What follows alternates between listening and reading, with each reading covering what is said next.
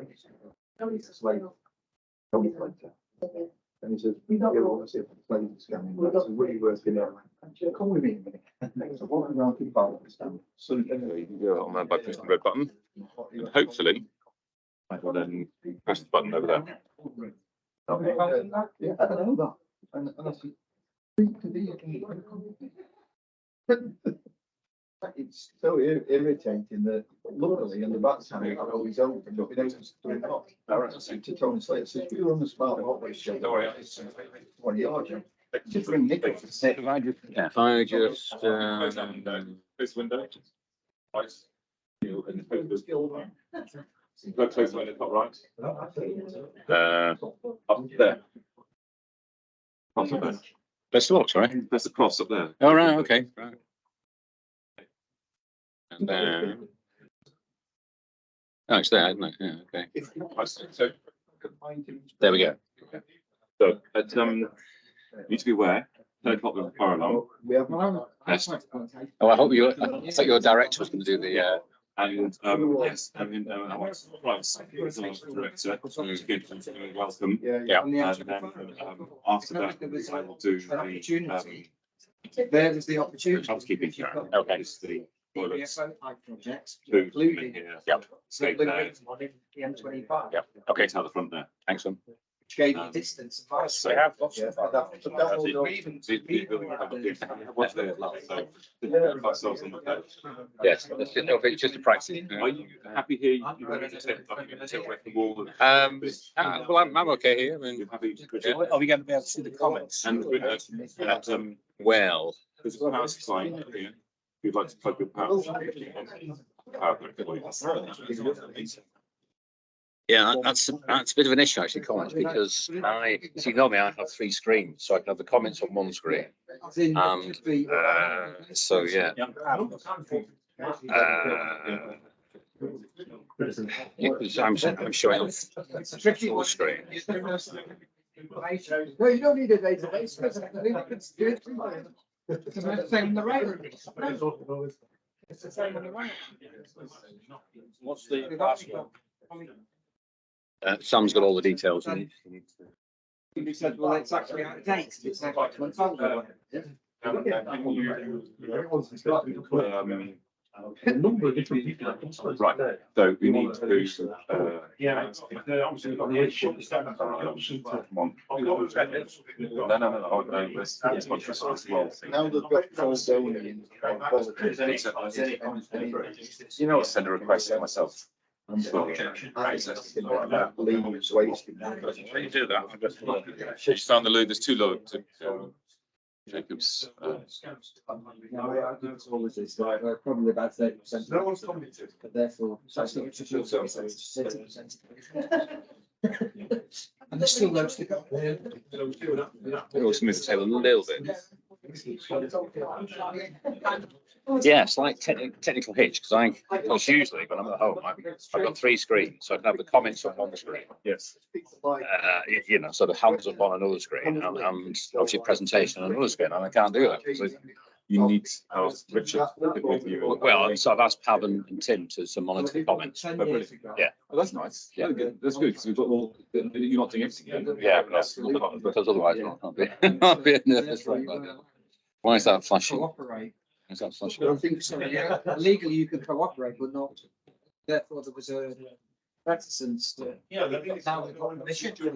And I think that sharing and everything of that is through the internet. Oh, come on. Like, I speak to Mark, Portman, and I know he prefers to speak to looking at it, doing what she's wrong. And I'm thinking about 5 steps ahead. And beat that. It's not what in the US and Norway. Shitloads of times. We're like to resell it at 20 in other countries. It's where we sell a different business kind of thing. It's. Well, they got like 40% of the market. Boost the numbers. Yeah, so all the training and everything, it's for them teams. It's the same just leap. they don't run the streets for road. So they can think about money, they're actually thinking about what is needed. What can I say?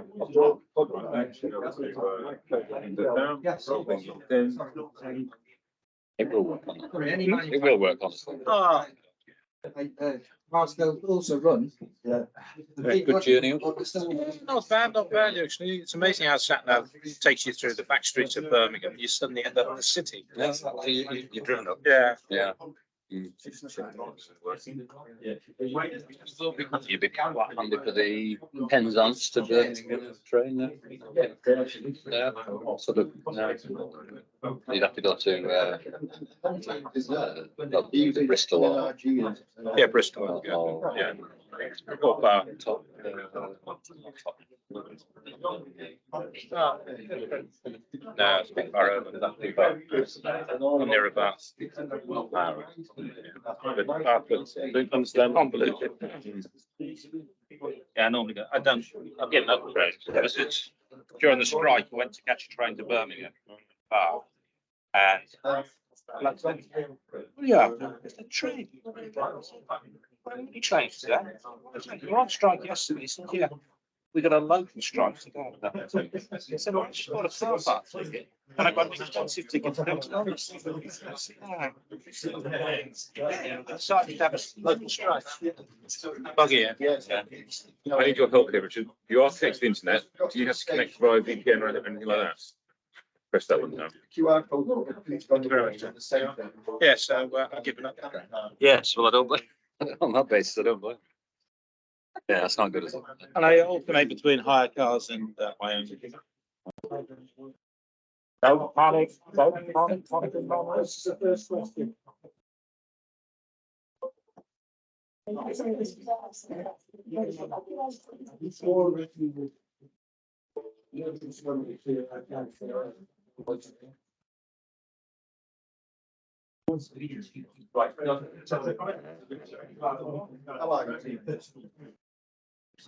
So we've got Dave Aldenshaw was going to do the safety alert. Yeah. And that he's going to link in with the safety alert from yesterday as well. So we didn't not get it Double late safety. Yeah, so it's a bit warm in here. Yes, it is. Summer, spring is around the corner. Yes. We are ready to go when you are. Right. Well, Right. right. Highway director. Hi there. Hi. Sharing the meeting prices. Well, we're expecting 18.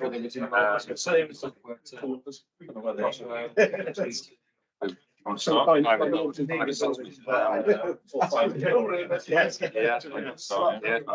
want to call the meeting to order and then we'll to the office and then we'll take the break afterwards. They can come in. Yeah. Cool. So in terms of sound, for people on Teams, how would they pick up sound for people on Teams? How will they pick up that? Is there a mic or? I'm not sure. Next to the radio, can't we? Yeah. Well, there'll be quite a few. Yeah, the majority will be on Teams. How can we invite the room?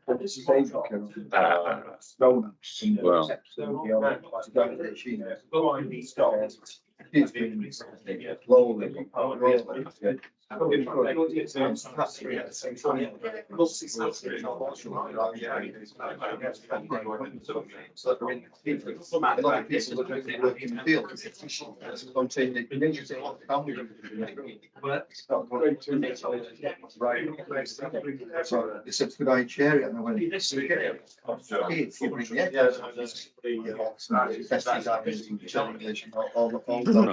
got 23 online. Who knows about those? He's in charge now.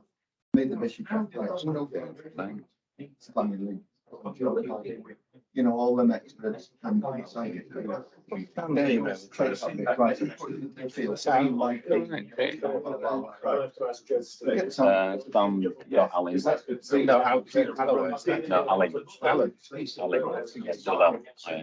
I'm not funded either. Yeah. Okay.com. Is it one of the right? And it says in the new program, we will write report on the descriptions of. Yes, yeah. Right report. Problem is, I'm not sure Maybe with the magic speaker thing. I don't know how it works. Well, maybe if I just, They're not in the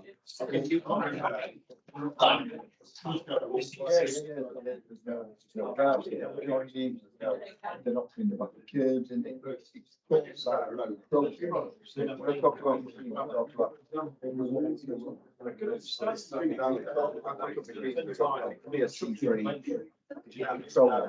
okay, good morning, everybody. On Teams, we've got quite a number.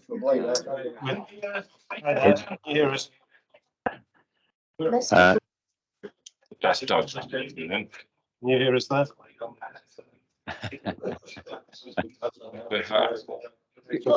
Can everybody in the room turn the mic off? Yeah. Yeah. So if I put my camera on, it'll be that camera. There we are, that's it, there we are. Yeah. Oh, look at that. That's not clever. Yes. So if I bring the lectern to this side, you can see the rooms. So who else in the room then? I don't know if you want to move the computer that side. Didn't know what I wanted to do yet. Yeah, you'll get there. Just Go and yes. Move that centre up there. Yeah, cheers, thank you.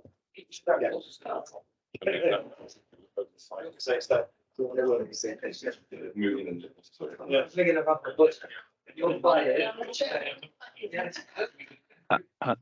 You've got a golden buffer. Engaging. You mark it. or the one that's on the back row. No shaking on the back row. You want to see Mark. You can go row one. Sorry? You can be first person. It's because I'm deaf. I am deaf in this ear, so I always. I'm blind as well. We got the mic working now. We don't. We need to test. We need to ask someone who's online if they can hear us or not. Hi, we can hear you. Can you hear me? Brilliant. Yes, we can hear you. Yeah, we can hear you. Technology, what can you say?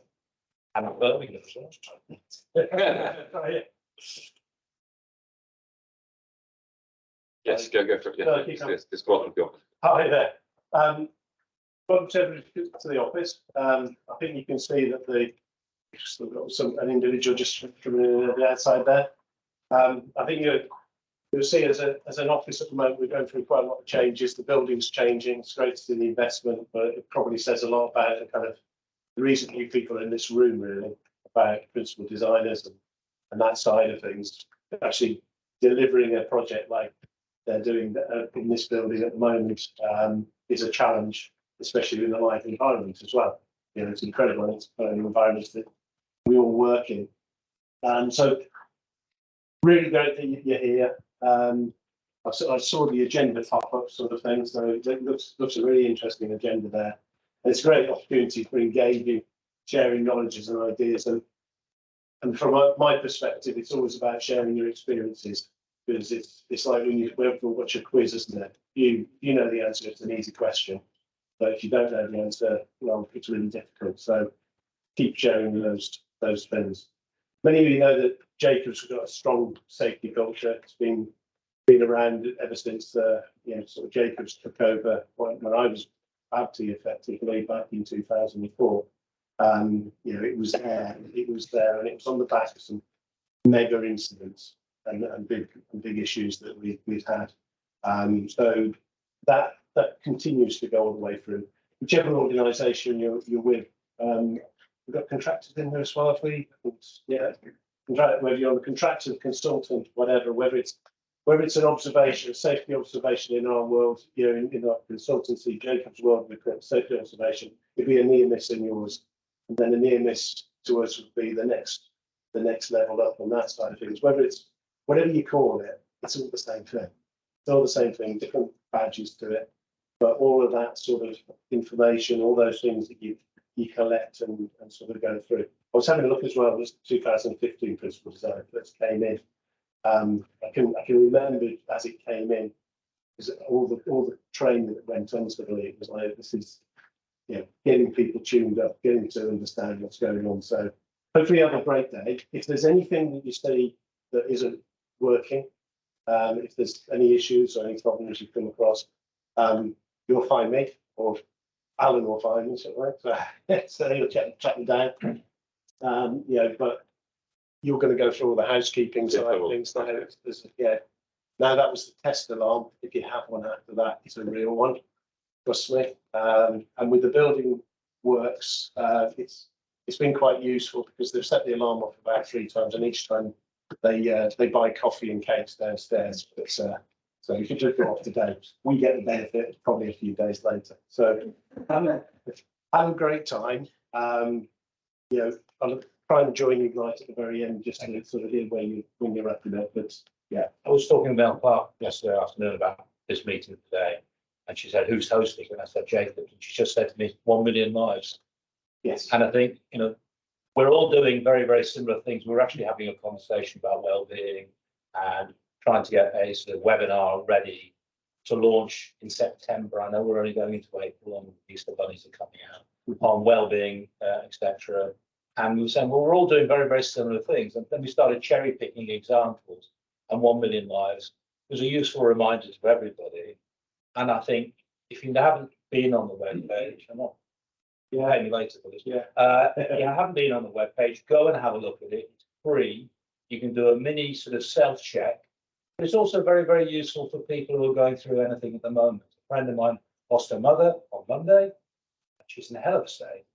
And I'm just cherry picking some of the principles from that, just a reminder to keep stable and to keep focused.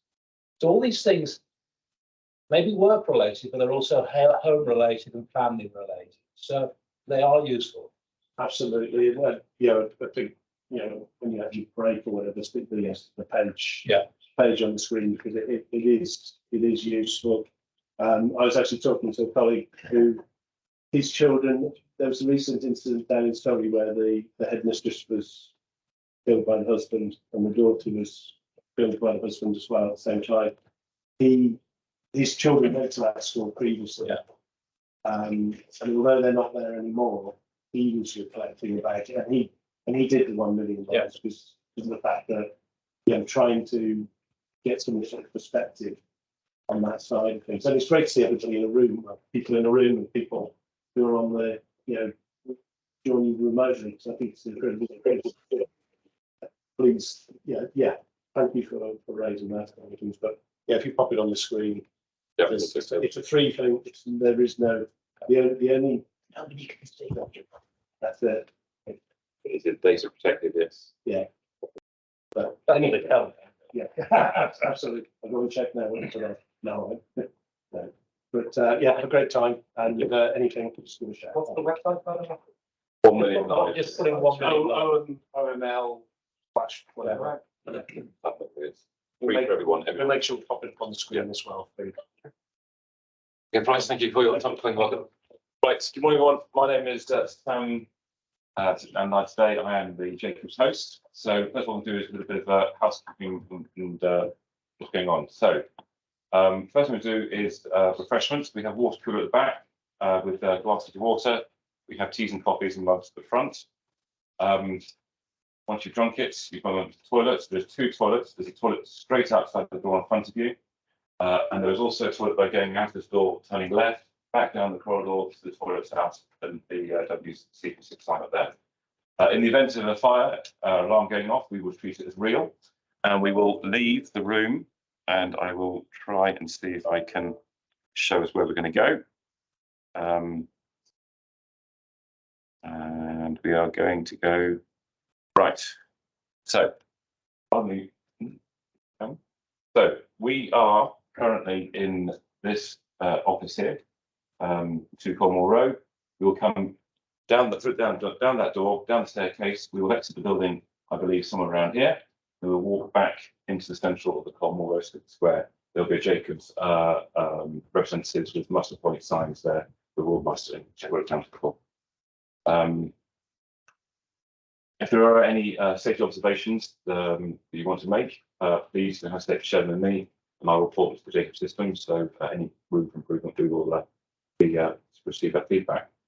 That's all I want to share at the moment. Are there any other questions or any other reference housekeeping that anyone has? No? Okay, back to you. Okay, well, if I could just, hopefully Dave, I'm sure you can hear me. You can be preparing the safety enrollment, but we're just going to do introductions with the room first. This is the 31st Principal Designers Working Group meeting. We've got some new faces. Would you like to introduce who you are? Hello, I'm Mark Lawton, Head of Engineering Survey at Scanscon. Mark.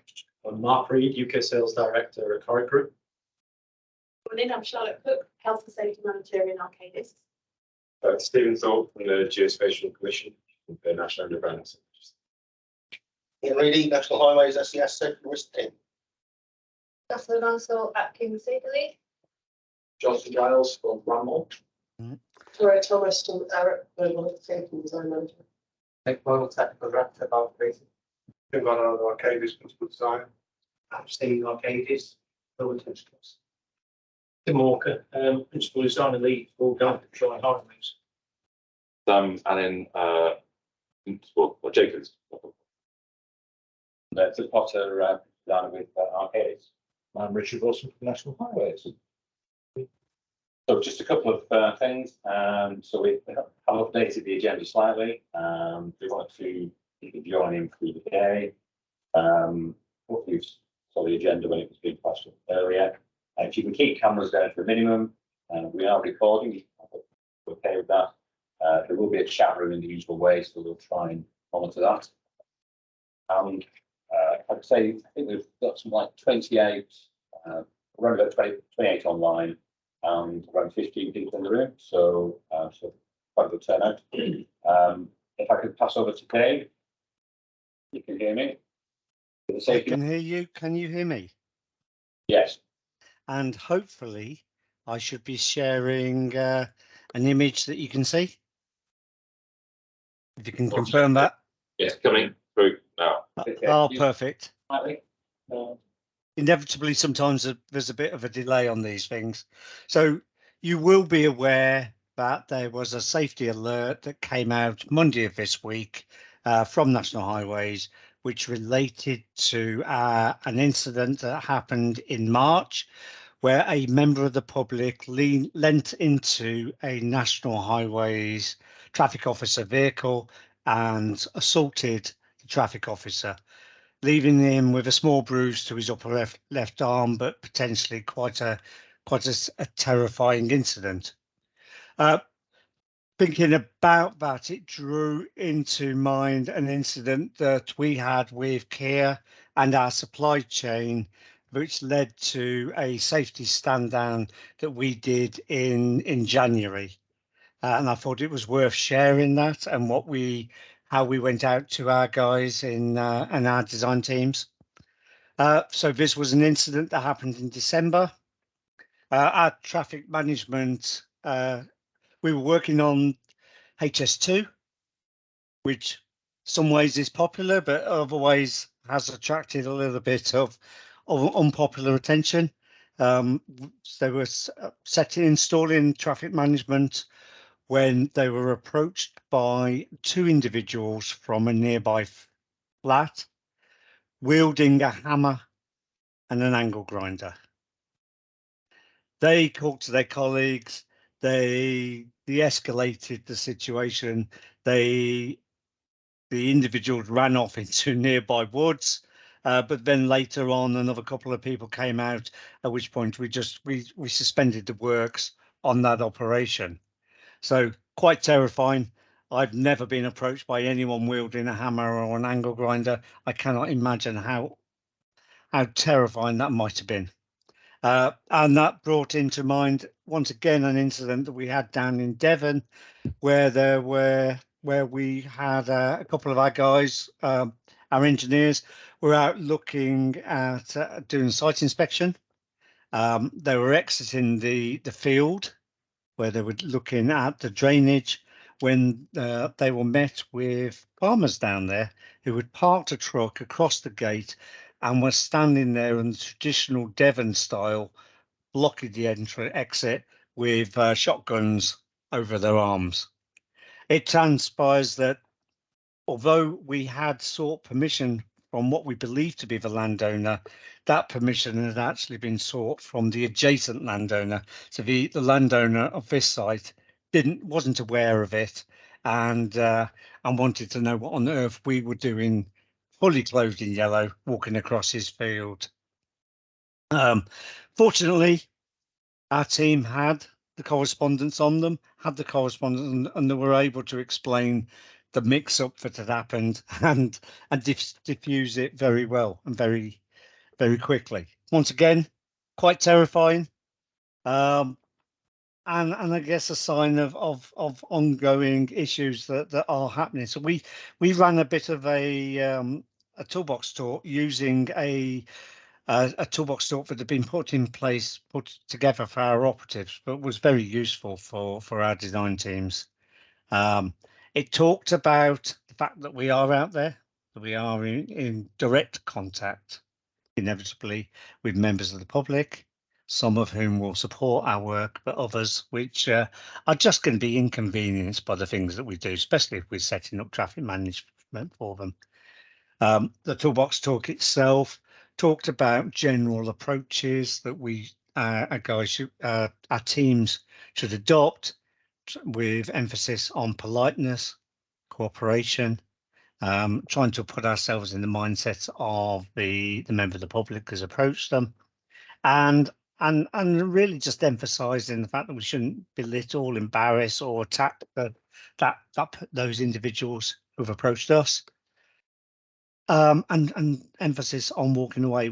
The toolbox talk gives a little bit of a guidance on what not to do, but also some of the sentences and phrases that we can use to try and engender the right kind of interaction and trying to diffuse the situation as far as possible. With a few questions which on the day we led through and started some really interesting conversation. Turns out there were lots of incidences that our teams had encountered over the weeks, months and years, not all of which were making their way into our near misses. So we've worked a little bit on reinforcing that. But it was really a quite engaged session with all of our teams. And I thought it was useful. I thought it was useful to just run through that and share the work that we'd done, which was prompted to my mind by the safety alert that came out this week. Thank you very much. Road worker safety, because there has been trials going on, isn't there? That's safe. So in national highways, we've equipped traffic officers now with body cams. And if people start getting aggressive towards us, we advise them that the body cam is on, but they are being accepted. We generally challenge people now to do the adverse as well. There is a Safer Highways initiative, which is being run by Safer Highways, and I know a lot of the contractors are feeding it. Just wondered if But we haven't actually heard anything from that yet.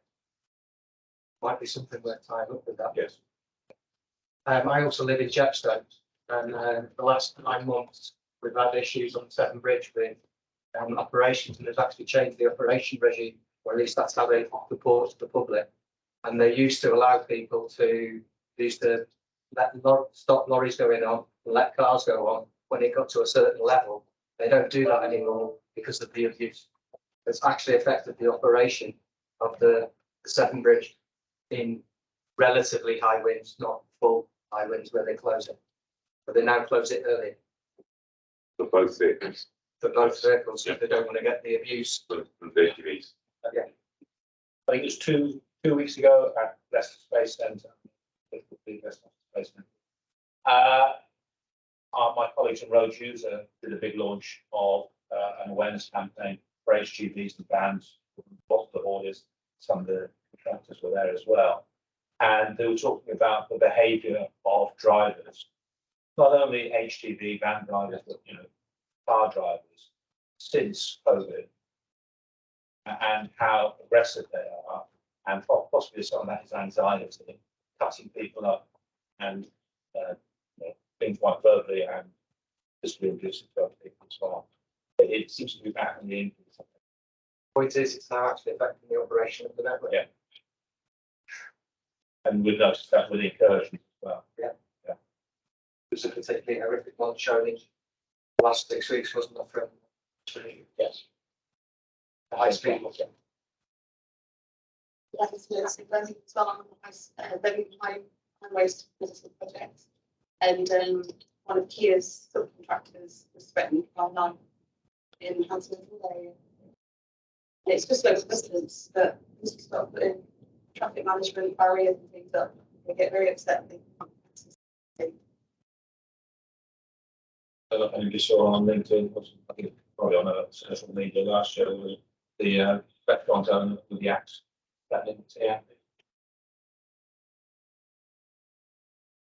Maybe we're communicating it more and sharing it. Wasn't the safety mandate? Yeah. Changed. Okay, thank you, Dave. Now move on to master rising.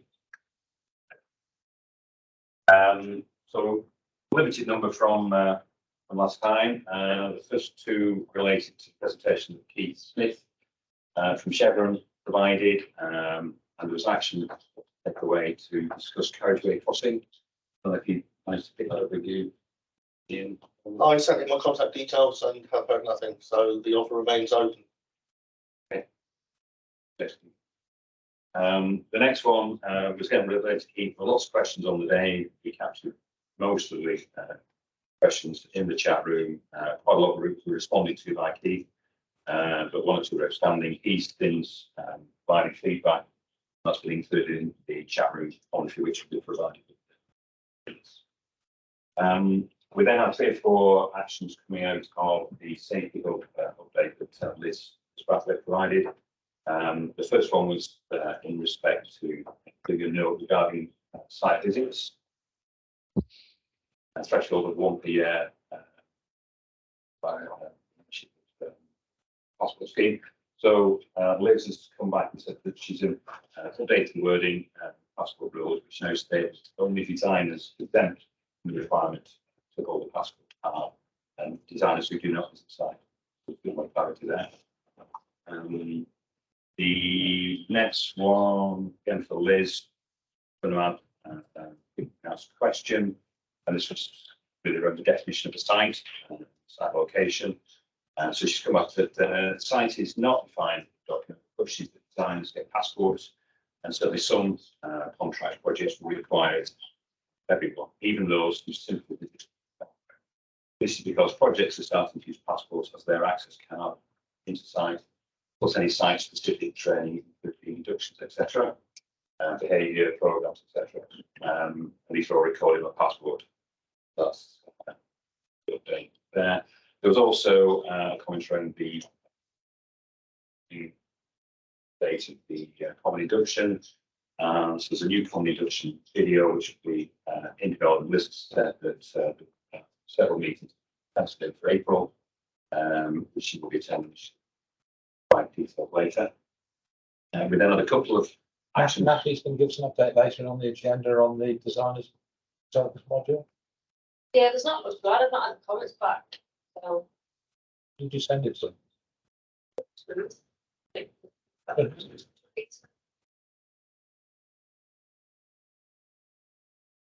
Okay, we then had a couple of comments from Just to add to the design of it, one of the effects of it, not necessarily of the passport, just generally with the COVID well and post-COVID well, also offshore in design and using multiple offices in the UK is one of the common themes I pick up from construction teams is what we then do is we do a design virtually. We've never actually seen the location of the scheme. and you've not got the context. No. Nobody's visited. And it's, for me, it's quite a significant point. Now, whatever the reason is, be it COVID, passport, the fact that multiple offices, it's something that we should look at because it means your design's not done. You only have to visit once or twice, yeah, to get context, because Street View's great and all the other tools are great, but they're not the same as physically feeling it. Yeah, I love knowledge, yeah. Because you understand some of the constraints around local villages or stakeholders or customers or whatever. I mean, there's a plenty in my previous life there, but that was a problem. Years ago. Yeah, but it's now, It's escalated by 5%. So every time we offshore, increase or another type of restriction, we reduce the chances of it happening. Yeah. And I know in Network Rail, I think they still have a track visitor where you can only so many days a year you can visit site without a full certificate, which I think is actually quite a good. You shouldn't create an obstruction to something that's actually going to benefit safety. And I know it shouldn't be an obstruction, and everybody should get a passport, but there should be a get out of it. We haven't had any feedback that it is an obstruction. I think we still are paying the penalty of COVID, where we as an industry, the design industry, took on bucketfuls of graduates. Suddenly they were incarcerated in offices or at home, and they didn't get out and about. I know, talking to a lot of the suppliers, that they have sort of been mentoring people, running design reviews virtually, and when people have been coming back to the office, that's been happening as well. But getting physically out to site is so important. Even if you just go on the bridge, an overbridge, and just stand and see what's happening. You don't physically actually have to go alongside the roadway itself, when you say railway. And it is important. And offshore design does create other issues. And of course, to get chartership, how much time do you need to spend on site? Very little. Yeah. In my days, it's the design. To give you knowledge of the matter of how we network and just what on those parts. Yeah, I agree.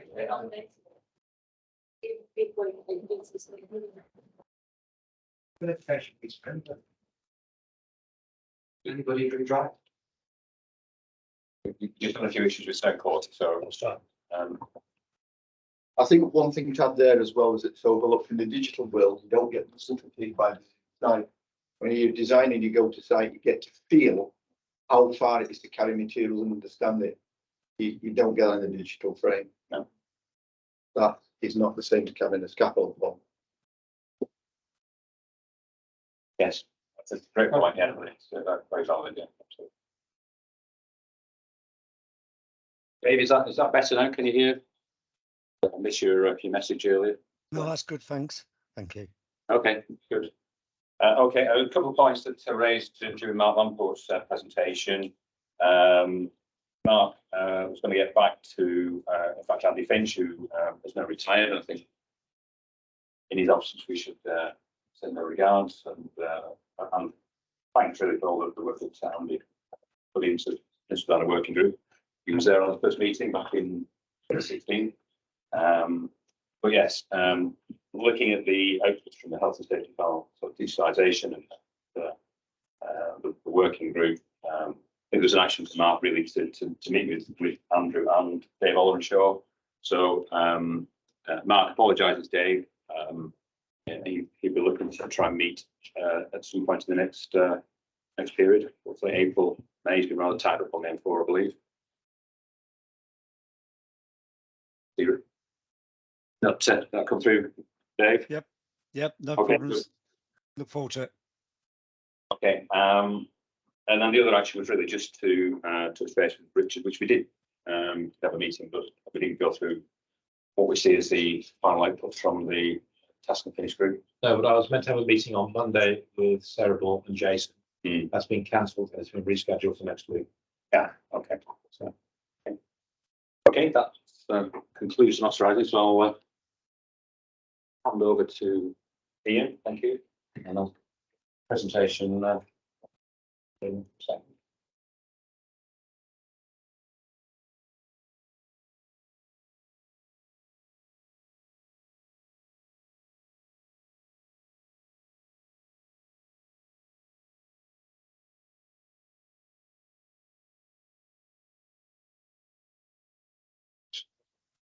Unconventional, notes on the spot. Okay,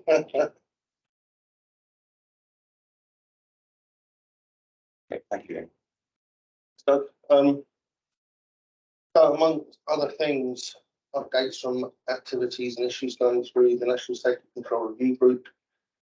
And a few other bits and pieces that we'll touch on as well that may or may not be of interest, open to questions, etc. as we go through. If we have soups or any other issues arising you want to ask me about, we'll give it a go.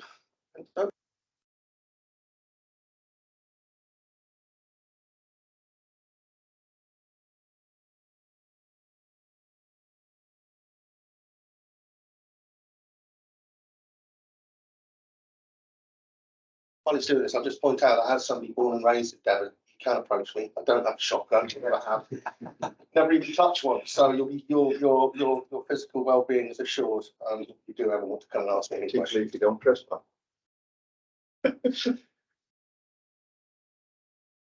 Okay, so February's main issues, we have the hazard logs updates for the various types of smart motorways. That's a bit odd. PD 301 hazard log is updated and published. PD 300 is ongoing. As part of a wider program to provide hazard logs for all road types. We've been taking a slightly different approach to revising these hazard logs going forward, particularly providing road ones for dual carriage, single carriageways, and all those other types of roads. It'll be more about hazard type rather than necessarily road type focus, but it'll be framed within that kind of environment. Certain things will and won't be applicable. Certain hazards will and won't be applicable depending on your particular road road classes. Thank you. Sorry, not sharing. You are sharing. You're not, No. It's coming through on there, wasn't it? It wouldn't. reshare on.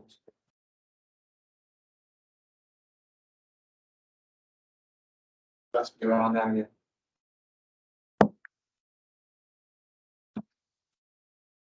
Okay, that's going through. So the changes to the hazard logs as they come out, they will have update schedules and revised user instruction, the schedule of changes, that kind of thing in the front of them. So it should always be easy to spot where the changes are. And if you regularly use hazard logs, it's relatively straightforward. I know it's quite kind of an esoteric thing. Not everybody uses them or wants to use them. But they're obviously very useful and essential and requirement of certain design decisions. So whether you use them or your safety team, keep an eye on the latest news on the emerging updates. An interesting issue in March, something you might have come across in your own delivery challenges. We've been talking to HS2 about the use of tower cranes for construction work they'll be doing on the M42 for the line into Birmingham. And obviously, these are always challenging. Competing infrastructure demands, we have to try and do what we can to help HS2 deliver. But if you're putting a significant bridge or significant structure over a national highway, it will be there for some time and take some challenges in order to try and keep that road open and safe as much as possible.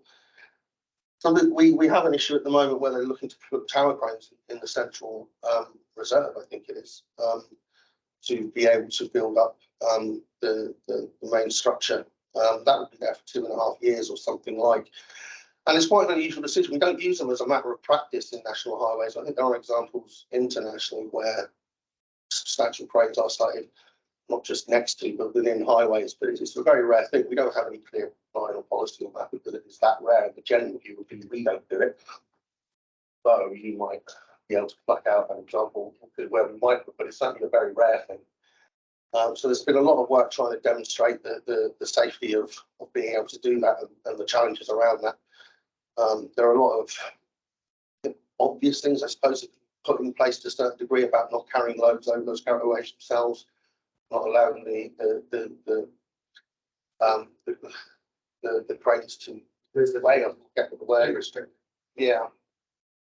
One of the most interesting things is the customer perception thing and how it feels to be approaching these things and driving underneath them and trying to ensure that let's give us, I think ultimately give as much warning that they're coming up so they're not either alarming or distracting and they become not something that's going to have a consequential knock-on effect of driver behaviours that's undesirable.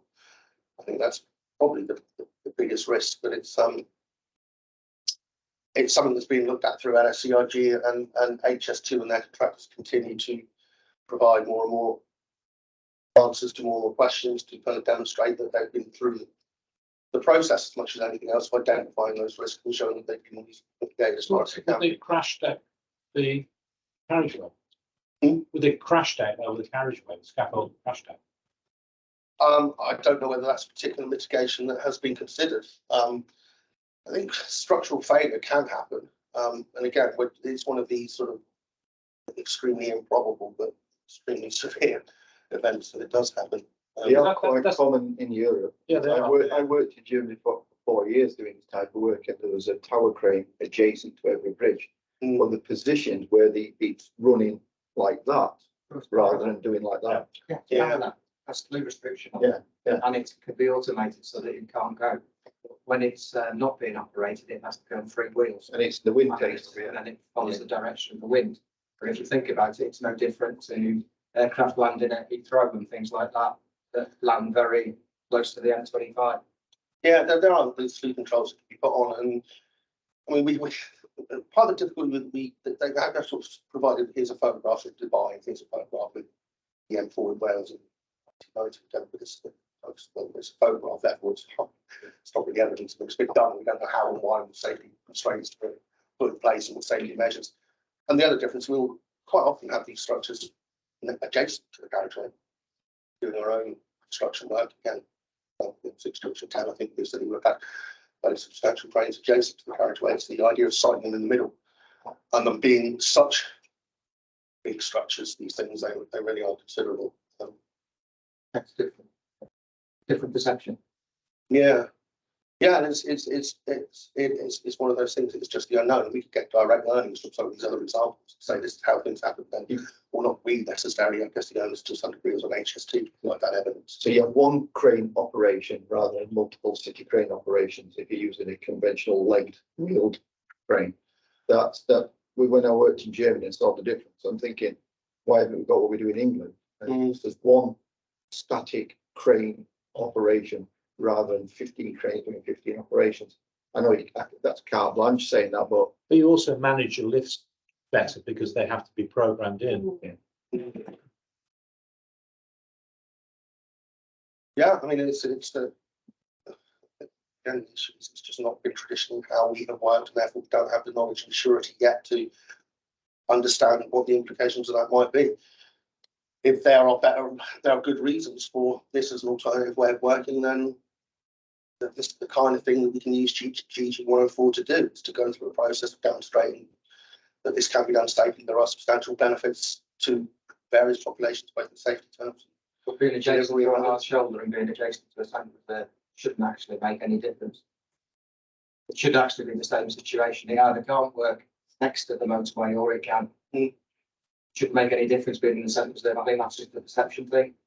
Would you have to put contraflow on that to get the base?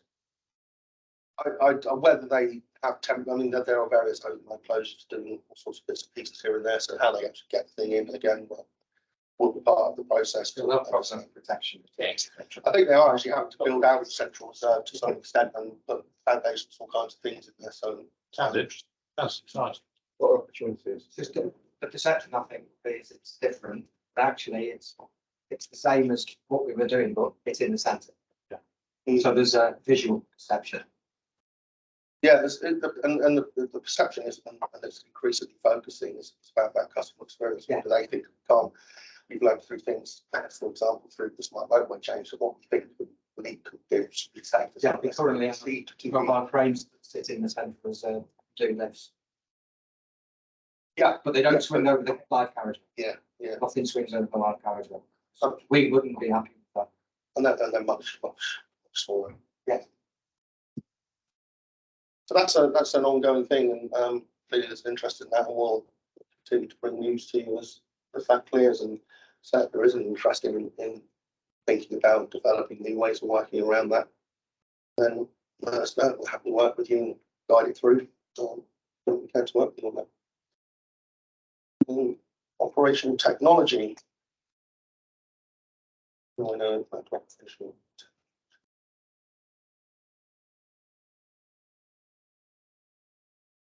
The quarterly update. I think the probably the prime issue there is the ongoing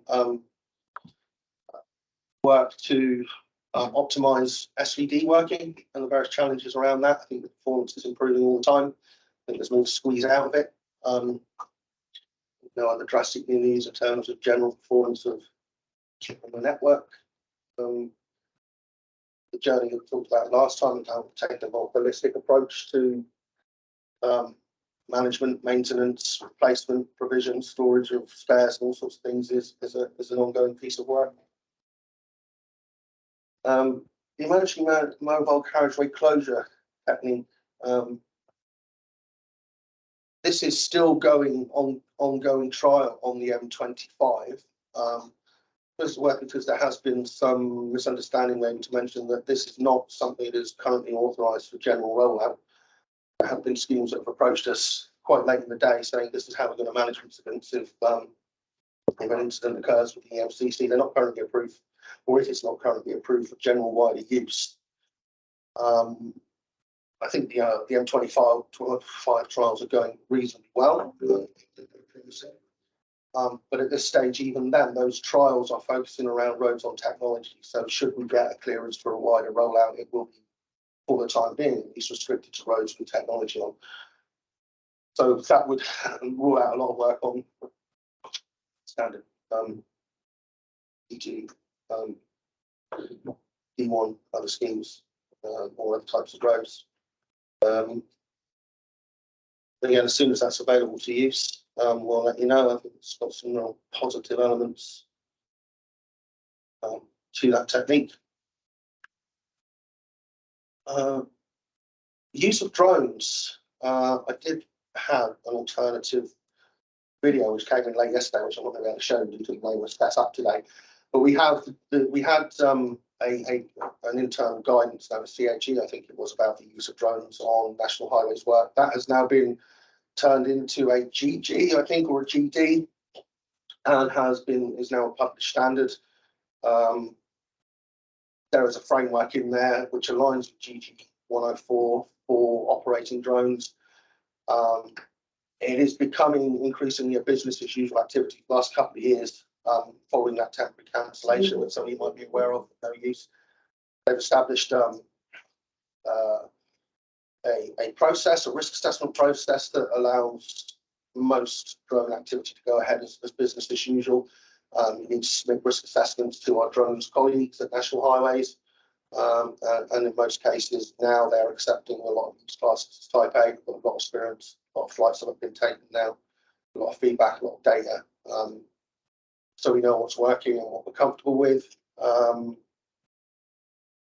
There is some further information, I think, on the outward facing National Highways website. You might be able to find some general rules and regulations about drone operations in there. There's nothing particularly new or specific to highways. I think it's broadly in line with the CAA regulations, but there is that still at the moment the requirement to submit a risk assessment, which we have a standardised cell. I think it is template for you to fill in. A lot of it's basic data that you have in your flight manual as well, but applied specifically and looking at hazards and interactions with the highway. There's ongoing work on that as well to roll out into additional use classes. potential for drones and their use around highways as anywhere else is quite large. It's quite often huge benefits of being able to use it for inspections, get people out of the process, which is again, obviously a huge benefit. But there are ongoing explorations about use potentially for monitoring. Even though emergency services consider using them as methods to deliver key life-saving equipment and incidents, all sorts of things going on. So again, if you have any ideas about how you might further use drones to make our job easier and safer, then get in touch with the drones team and I'll be happy to have a conversation with you. But that's standard advice, and that standard is now published as a GD. So, That's drones at National Highways UK. I think one thing to add on there is that the activity manager, so I'm the fleet manager for drones at Skanska, okay. is that if you have people coming on your site, being archaeologists and others, make sure they do the GG walls or fall foul of that. And the activity manager is generally the project manager for National Highways, signs that off. And in reality, all they're doing is disposing his responsibility to use a technical expert. And I think that's where a lot of people get tripped up. So if you win your activity manager over, we give operations manual and show you everything. There's a trust there to sign on, but it isn't one person signs. It's every company that flies a drone has to do their own GG wild form, and then we bring it all together so that we'll have common take on the landing points and share data. We're all updating to NATs at the same time. Yeah, it's not generic use. It applies to anyone. But it can be, for example, you can expect it to take in some cases perhaps 25, so 10 months. That will be agreed in advance, but again, for each individual user, we just go through that formal process. So, and I hope that you use it. I hope you found it. Yeah, it works.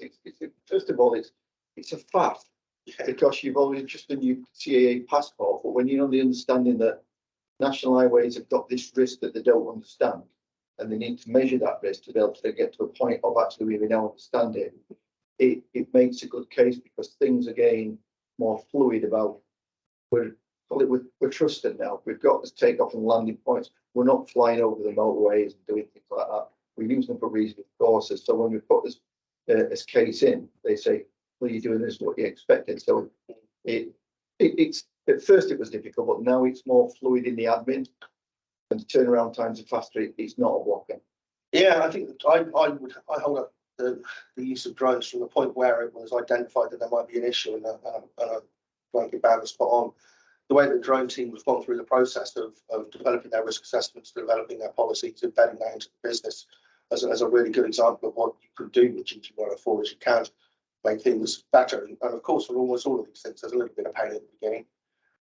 But they have taken that on board. And again, the way they've understood those risks and developed them and adopted a lot of the practices into business as usual, smoothed out that process for a lot of applications. So instead of everything originally having to go through an SDRG, now a lot of it's qualified as type A. It's just people on the drones team will do a routine assessment of it and can usually turn things around within a couple of days.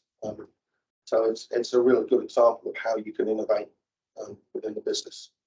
Is there a particular innovation group looking at drone applications, or is it just project by project basis? Well, we have the specialist drones team, which is Callum Brown on it. You will probably reply to most of your emails and send it to the drones address.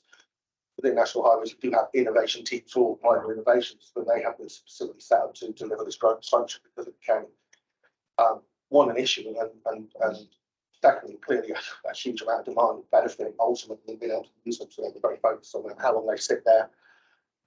As a kind of a dedicated function, I don't know. They might want to broaden out more time and streamline this process further. But I think actually, because it is being so successful and rolled out, it's almost keeping them occupied on the applications that now starting to come in. The numbers are getting pretty big. So The membership through Commit to Drones. So you have Ian Billington, Steve Ellis, people like that are on that group. It's that group that helps then push that through Mark Jenkins. Dave brings it on. Mark Jenkins. So the accuracy study and things like that go through that route with drones, which Callum's on. Yeah, there's the governance hub, which looks at sort of wider policy issues and innovation and driving things forward. And then there's the SCRG, which is there, and sort of standing, that can look at what would now be type B or type C uses, which are few and far between at the moment. And the other type A submissions are fairly straightforward risk assessment, which is dealt by Callum or Dan Austin, the IPI, supporting it quite a lot of times, such as in 2 Have I had any more or not? Might be it. Yeah, I think.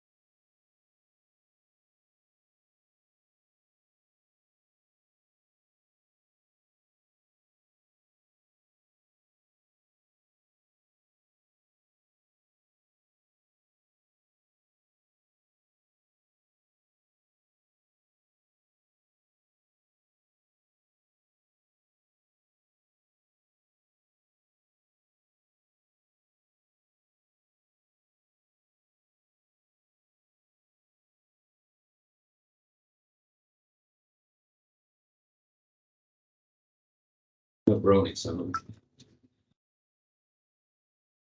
We need to buy some power.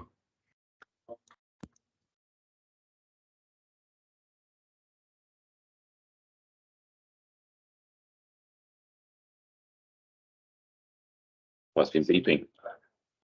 Yeah, but yeah, It's good to go. I'll try and plug that in. So kid it, it's gone green. Specific laptop. The laptop in front of you speaking to. It's working now. Should be working. So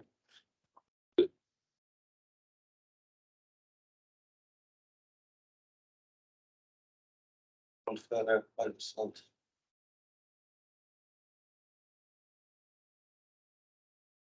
It'll be so.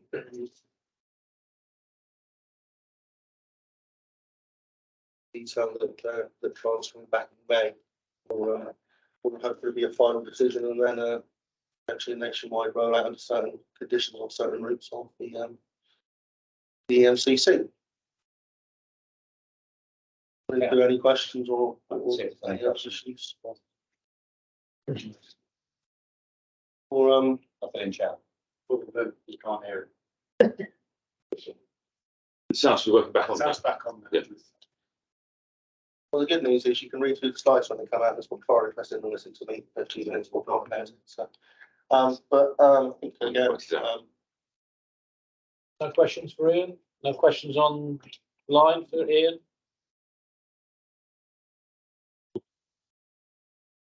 Thanks, just fallen over. Thank you very much, Ian. thank you. Rob's got a question, Bob Butcher. Yeah, hi everybody. Just on stock vehicle detection, is NH continuing with that? Are they continuing with it on smart motorways, and are they also considering it on other routes? Or what's the look ahead for that?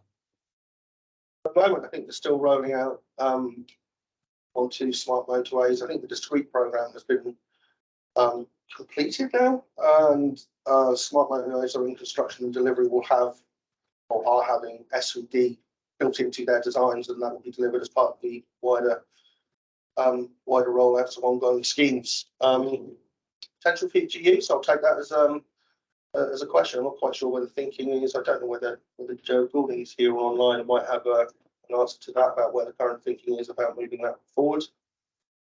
Whether Joe's joined us today. She was meant to join us. I don't know if she has. Good morning, everybody. I am here. I've been lurking in the background. Unfortunately, I couldn't be with you today because of building and car parking issues. Can you put your microphone by your mouth, please? Can you not hear me? You put your mic. You got your microphone by your mouth. That might help. Put it down. Position doesn't normally matter.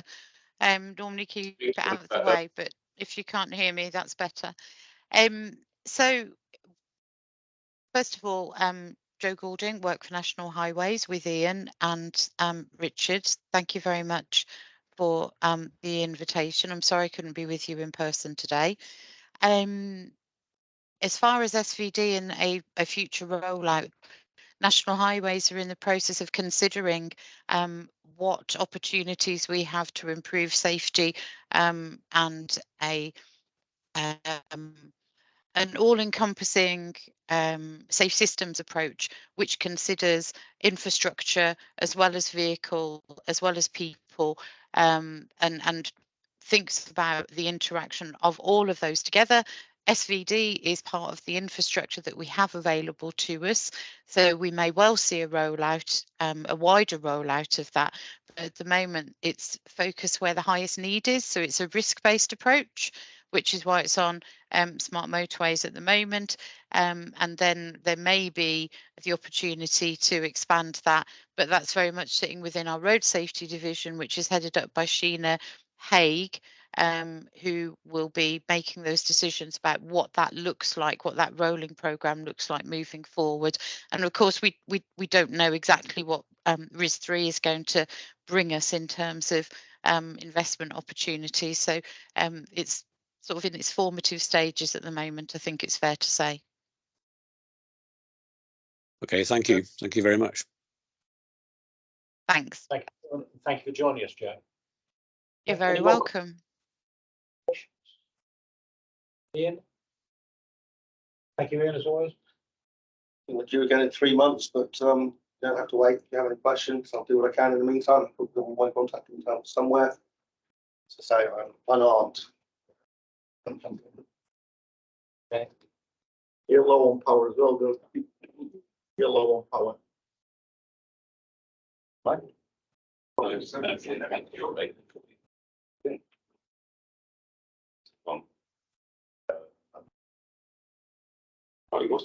it? Okay, cool. The charging bills. No.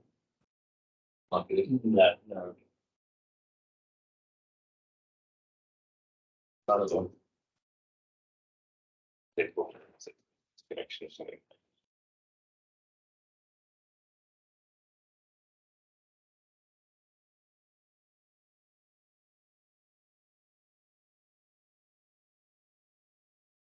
Bricks or something else. Yes.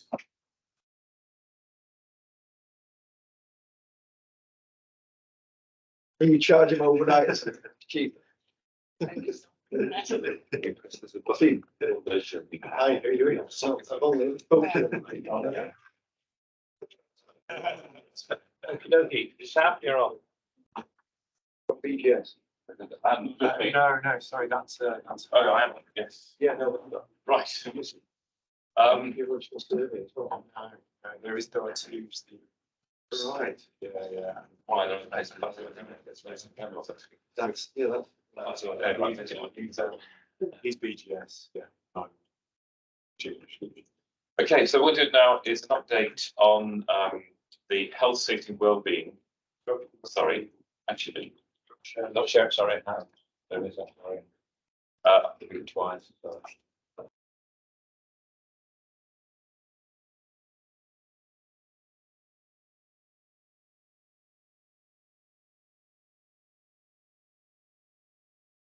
So what I'm going to do is do an update now on the what's called the Health, Safety, Wellbeing Harm Assessment Tool. So this has been developed by myself with support from No Attempts Crossing. Next slide, please. Basically, this is we do work on behalf of National Highway Major Projects who are implementing the Home Safe and Well strategy. That's the same abbreviation, HSW, but don't get confused.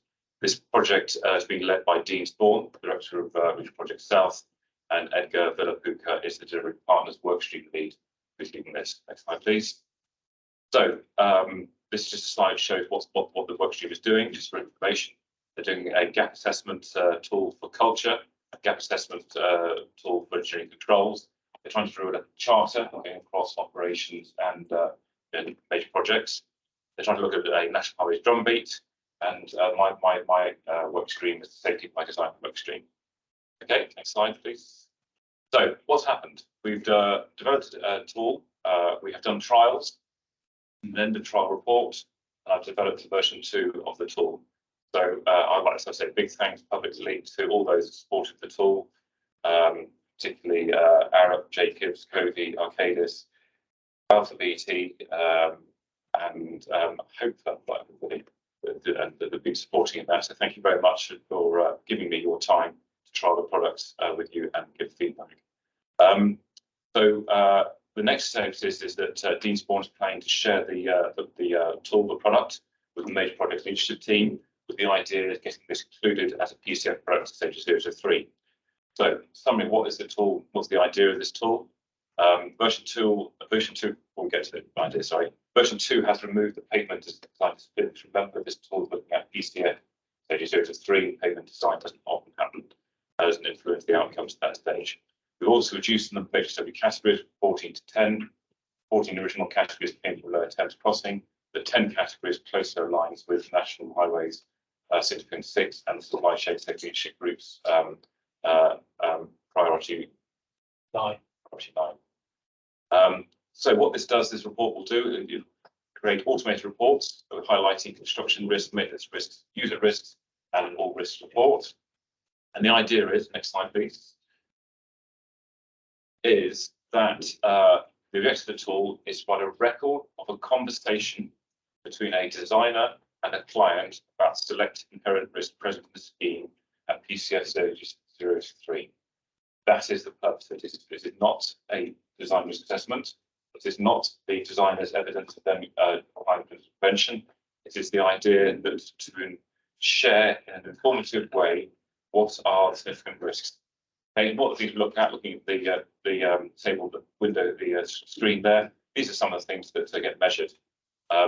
Excavated material contains hazardous to health. Cut and fill to be removed onto or off site. Bridges is designed to having in situ concrete construction, and these are the things that national highways, through the supply chain safety leadership group, can influence how we want to move forward. There should be highways designs going forward. So if we want to change a design because we know something innovative out there, we could add this to or change the metric on the tool, and we could encourage the supply chain to move forward to creating a consistent, safer scheme design. But remember, what we're talking about here is PCF stage 003, and this is really big picture, small map stuff we're looking at here. Okay, next slide. That's the end of that. Are there any questions on the HSW harm assessment tool? Yes. Where does methods figure in? Where does what? Methods, as a method of construction. The idea is the method of construction would be PCF stage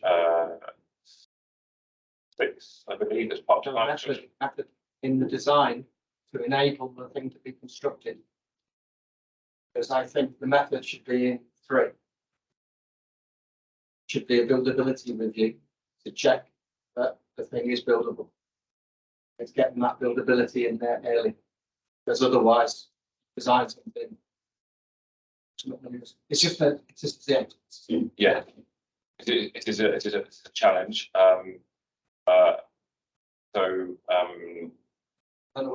If we could define a metric that was actually objectively measurable, the buildability, we could do that.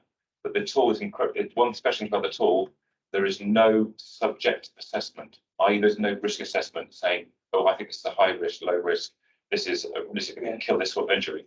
It is factual, so only factual evidence can be used to measure performance in there. So it has to be linear meters of a feature present or absent in a design. So therefore, what we could do, we haven't discussed today, does the design require contraflow in the for the works, or does it require what's the other one? Parallel. Narrow lanes, which is 2 different things. Obviously, the jury is out on which has the most accidents, but that is often not decided at PCF 0 to 3. That's often decided during when we have the design and build contractor on board through PCF stages 4 and 5. Black white things. Yes or no? Yes. Ability review been undertaken at this stage, PCF 3. But again, yes. So this tool is supposed to create a conversation, which, as you say, encourages the client, the National Highways project manager, to ask these buildability questions of the designer. How have you designed this to be buildable? Can you put that slide up again, please, Bill? The last- That last one. Yeah.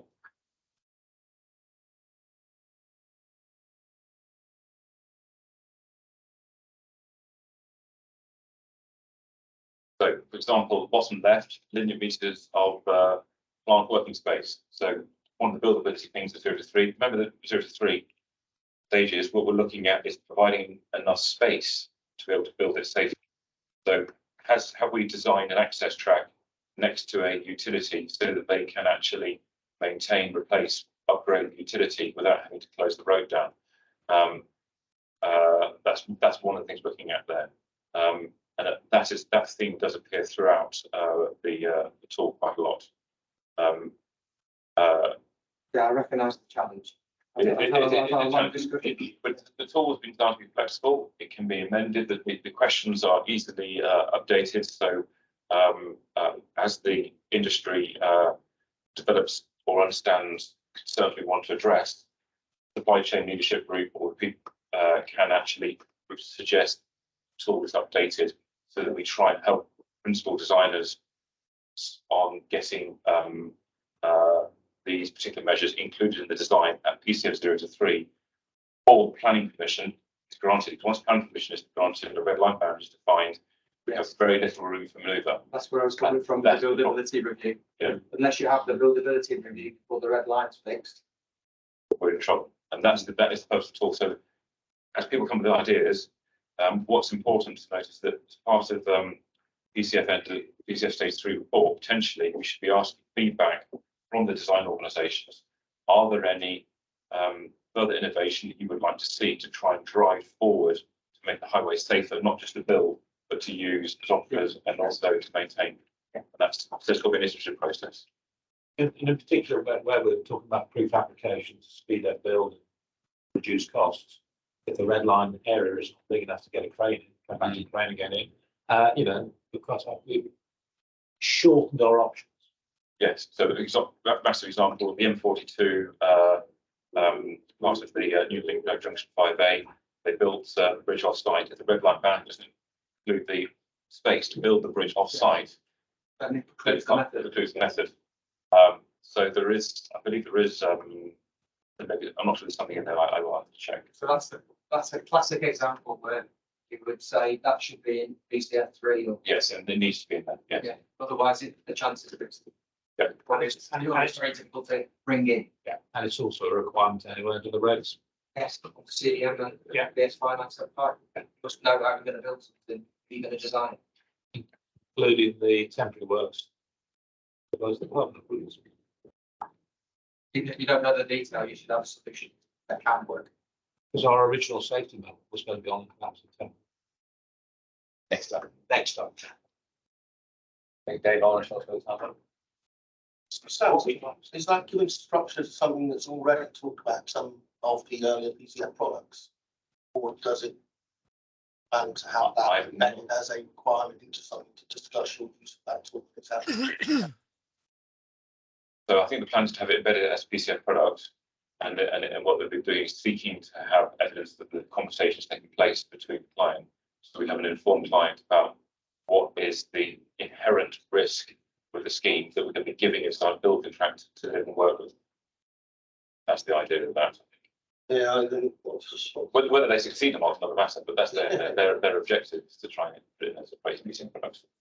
Yeah, but I guess the only one comment on is something like, for example, the suicide prevention tool. That's a standalone tool. We've taken to having a section in the templates for the safety plan and safety report to acknowledge that you use that tool and discuss its outputs as part of your demonstrable safety. I think you'll find it because of the ever swelling PCF, they might be resistant to having it as now yet another product. I use this tool. But as it's told on its outputs, that's very people might be able to have it as a. I mean, that's very interesting because that's a very narrow subject, which has got a lot of audience, a lot of important to the PCF product. This tool does have a suicide prevention question in there, but all it says is, asked at PCF stage, are there any structures which will require or have not received the appropriate attention or something in the PCF design or present a significant risk for suicide prevention? Are there anything that's unusual? We also need to consider the environment, the social environment in which this structure is going to be built. So is that captured? It's a very simple high-level question of suicide prevention, just saying, does it present a significant risk in the eyes of the designer? And the designer has the duty to make sure that they think it is at risk, to elevate its risk, so that the conversation is had between the clients. This is where we actually want high-rated. Where the designer can choose what they want to be high-rated, so they can. No, I'm talking about the behaviours of the road users. Oh, right. So if you think about the M1 cutting up to Oxford on the A34, Yes. that's a written project. The behaviours of the drivers, certain periods of time, peak times, it's back into water. And that is affecting the ability for the design, involved Fitzpatrick are doing, to the stages they can do it to minimise the disruptions to the road use. So that sort of thing needs to be considered very, very early on.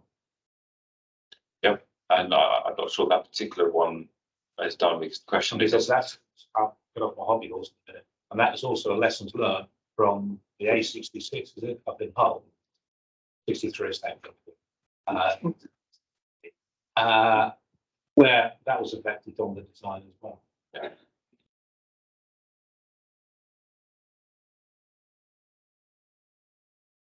It's very difficult because we have to understand what are the physical measures that one can implement at PCF 0 to 3, which influence the behaviour of the drivers.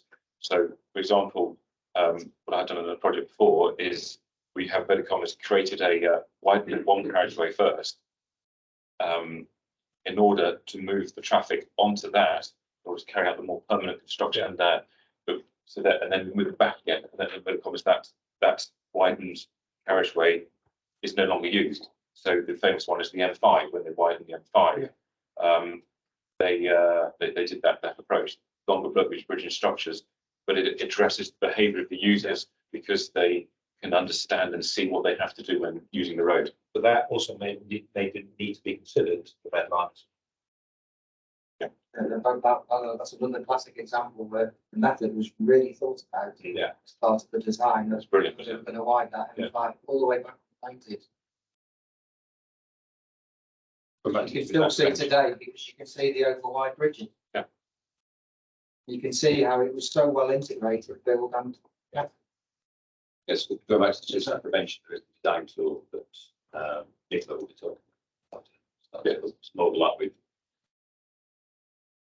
Yes, there's no overlap, but it's said the HW harm assessment tool is a very blunt tool. It's a very big hand, small map, whereas the suicide prevention tool actually talks about understanding the actual issues. Yeah, I only give that as an example. So that's one of the most recent. It's signed most of other tools, and it's just integrating. Yeah, no, it's good, but I think it's good to see the two recognise the importance of it, and then someone says, "Well, there's a suicide prevention risk.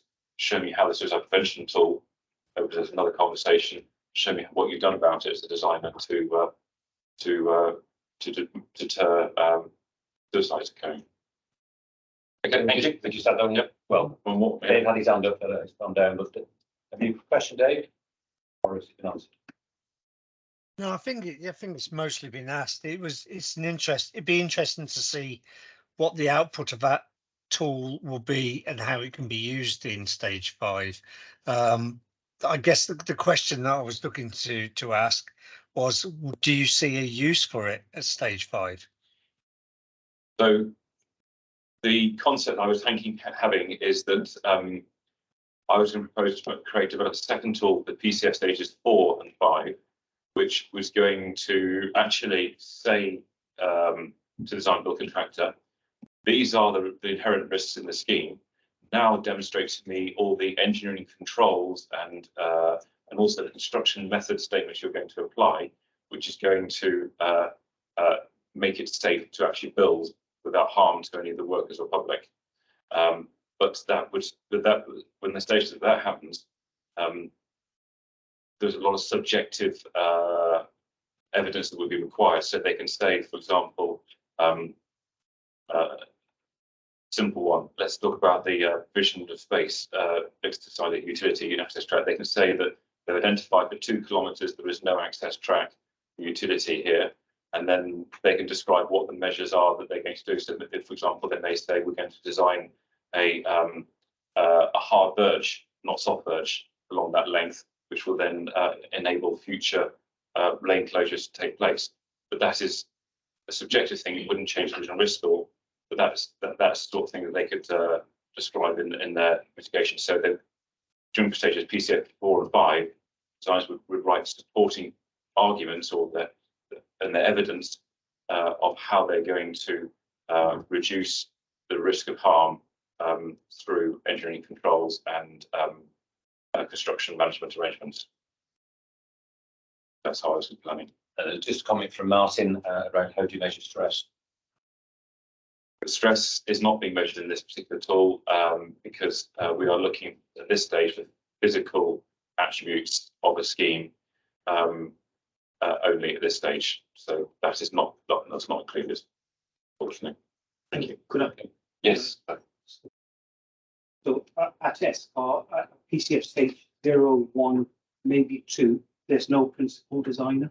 So I'm just mapping how GG 104, i.e. the core tool about risk management starts at PCF 0 and 1, and does that align with core risk assessment that's done by National Highways leadership, where basically you don't have competent support to do these tools unless you implement it.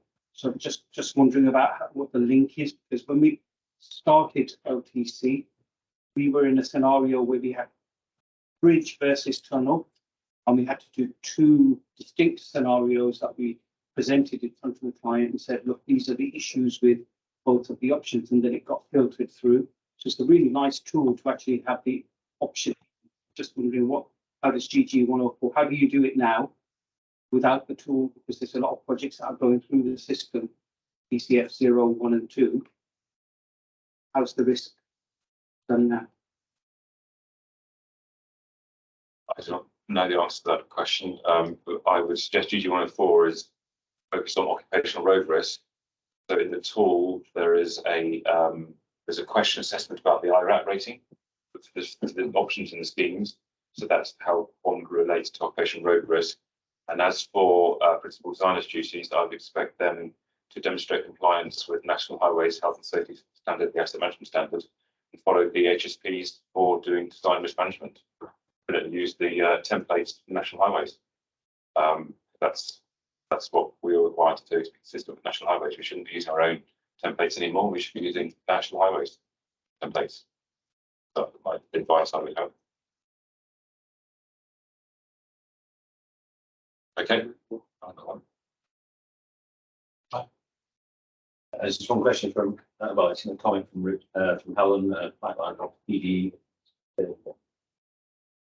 Good, but yes, and there's always the rule in the fallback in CDM that if they haven't appointed someone in writing, then National Highways have to undertake the principal design duty, and that can be the project manager themselves. But I would argue that by the time someone becomes a engineering manager, they have a fairly good understanding of the application's principal prevention, doing their design duties, so they would be able to discharge those duties reasonably forthwithly well. Okay, Doug, thank you. Okay, thank you, Sam. So if I could now welcome Stephen Dodd from Cabinet Office. Most welcome. I don't know, Mark, you want to give an introduction? Or Well, I did a bit of a funny story because I know Olga quite well through Newhire, and he's got another friend who's called Stephen Thorpe, which is the British Geological Survey. And I looked at Steve here and went, What happened? So you don't fall into that trap as two Stephen thoughts. Yeah, I often, when I first started, I got lots of emails from Olga about soil and geology, being a geologist, and the other Stephen Thorpe being a geologist. I was too polite to say, I don't know why you're sending me these emails. But yeah, I'm Stephen Thorpe from the Geospatial Commission, and it is still the Cabinet Office. But as you'll be aware, there's been some machinery of government change. To the PM. So we are moving to the Department of Science, Innovation, Technology. Nothing really changes. We just move into another department and have a different minister, different masters, and answer to different people.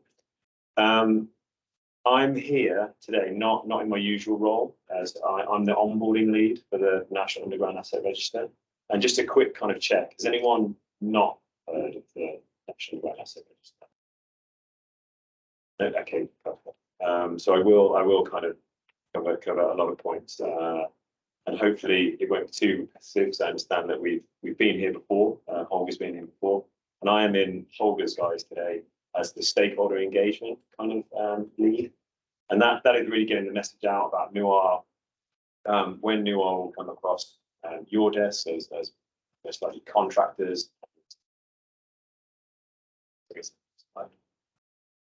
As I just said, we have moved to the Department of Science, Innovation, Technology. The Geospatial Mission set up in 2018 to essentially utilise what is a growing industry of geospatial technology throughout the UK and unlocking value of location data throughout the UK. Next slide, please.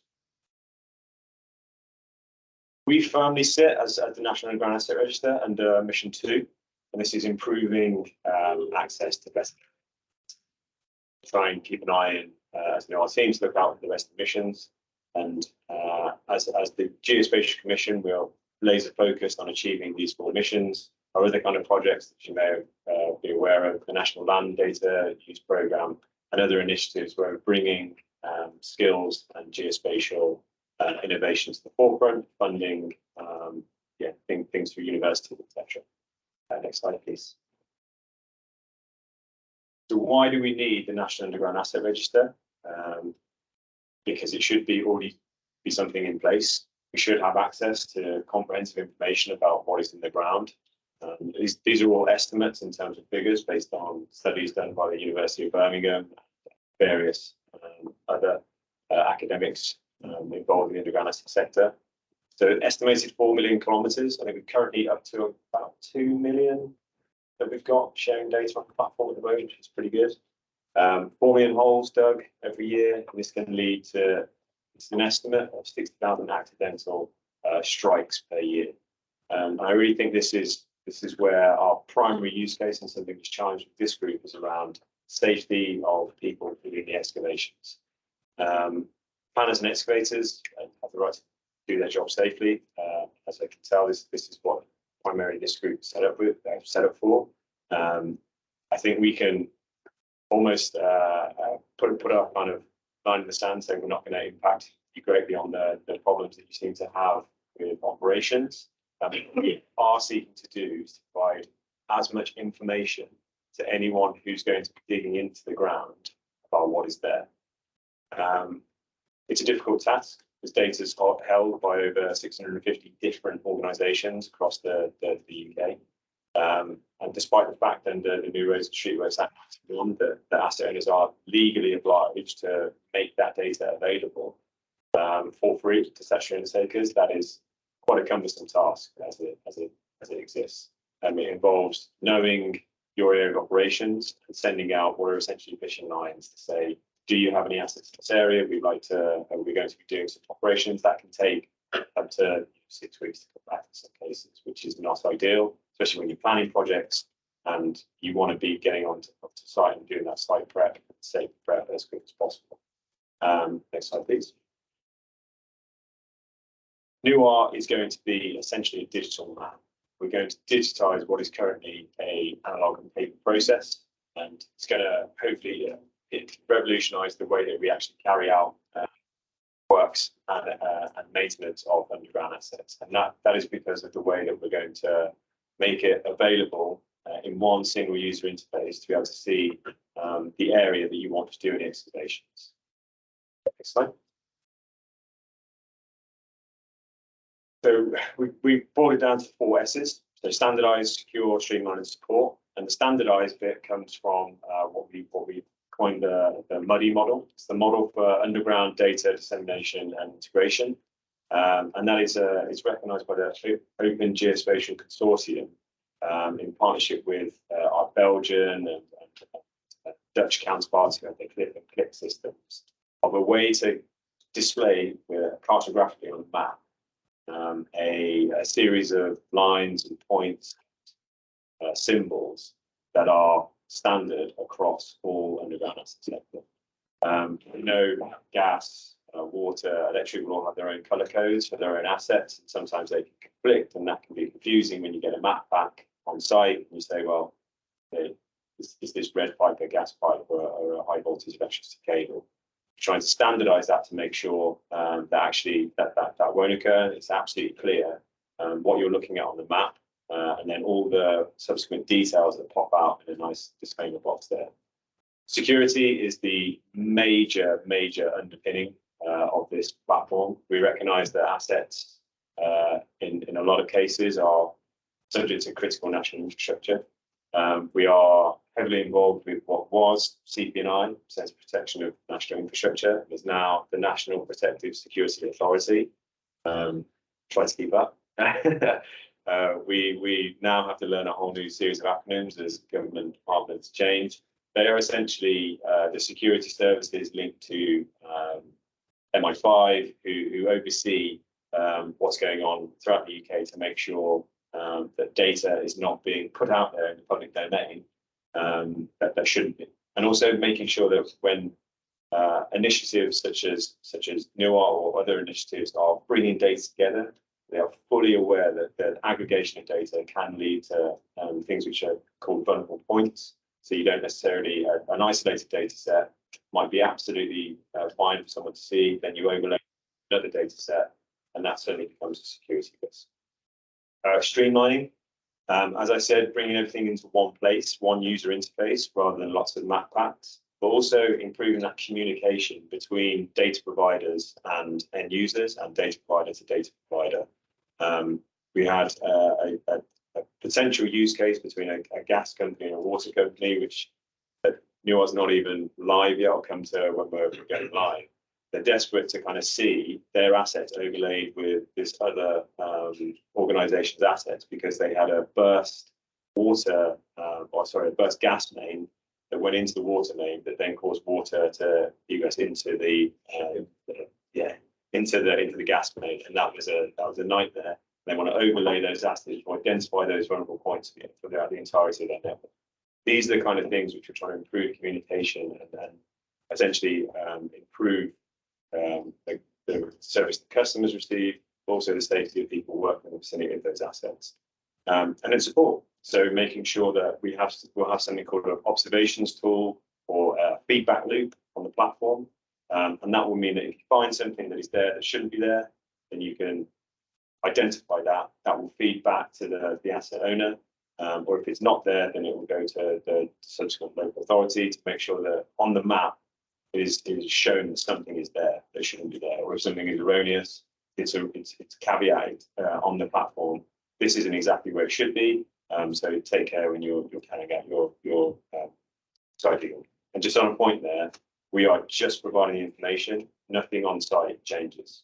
We want to encourage that communication. If someone wants to dig in the vicinity of another data provider's assets, they will not be able to just use the platform, put it there, intention to dig, and then just crack on. It's very much of that the ownership of the data provider or the asset owner to say, yes, you can continue to dig in the vicinity of our assets. However, we'd like to send someone out to supervise, or yes, be careful for these reasons.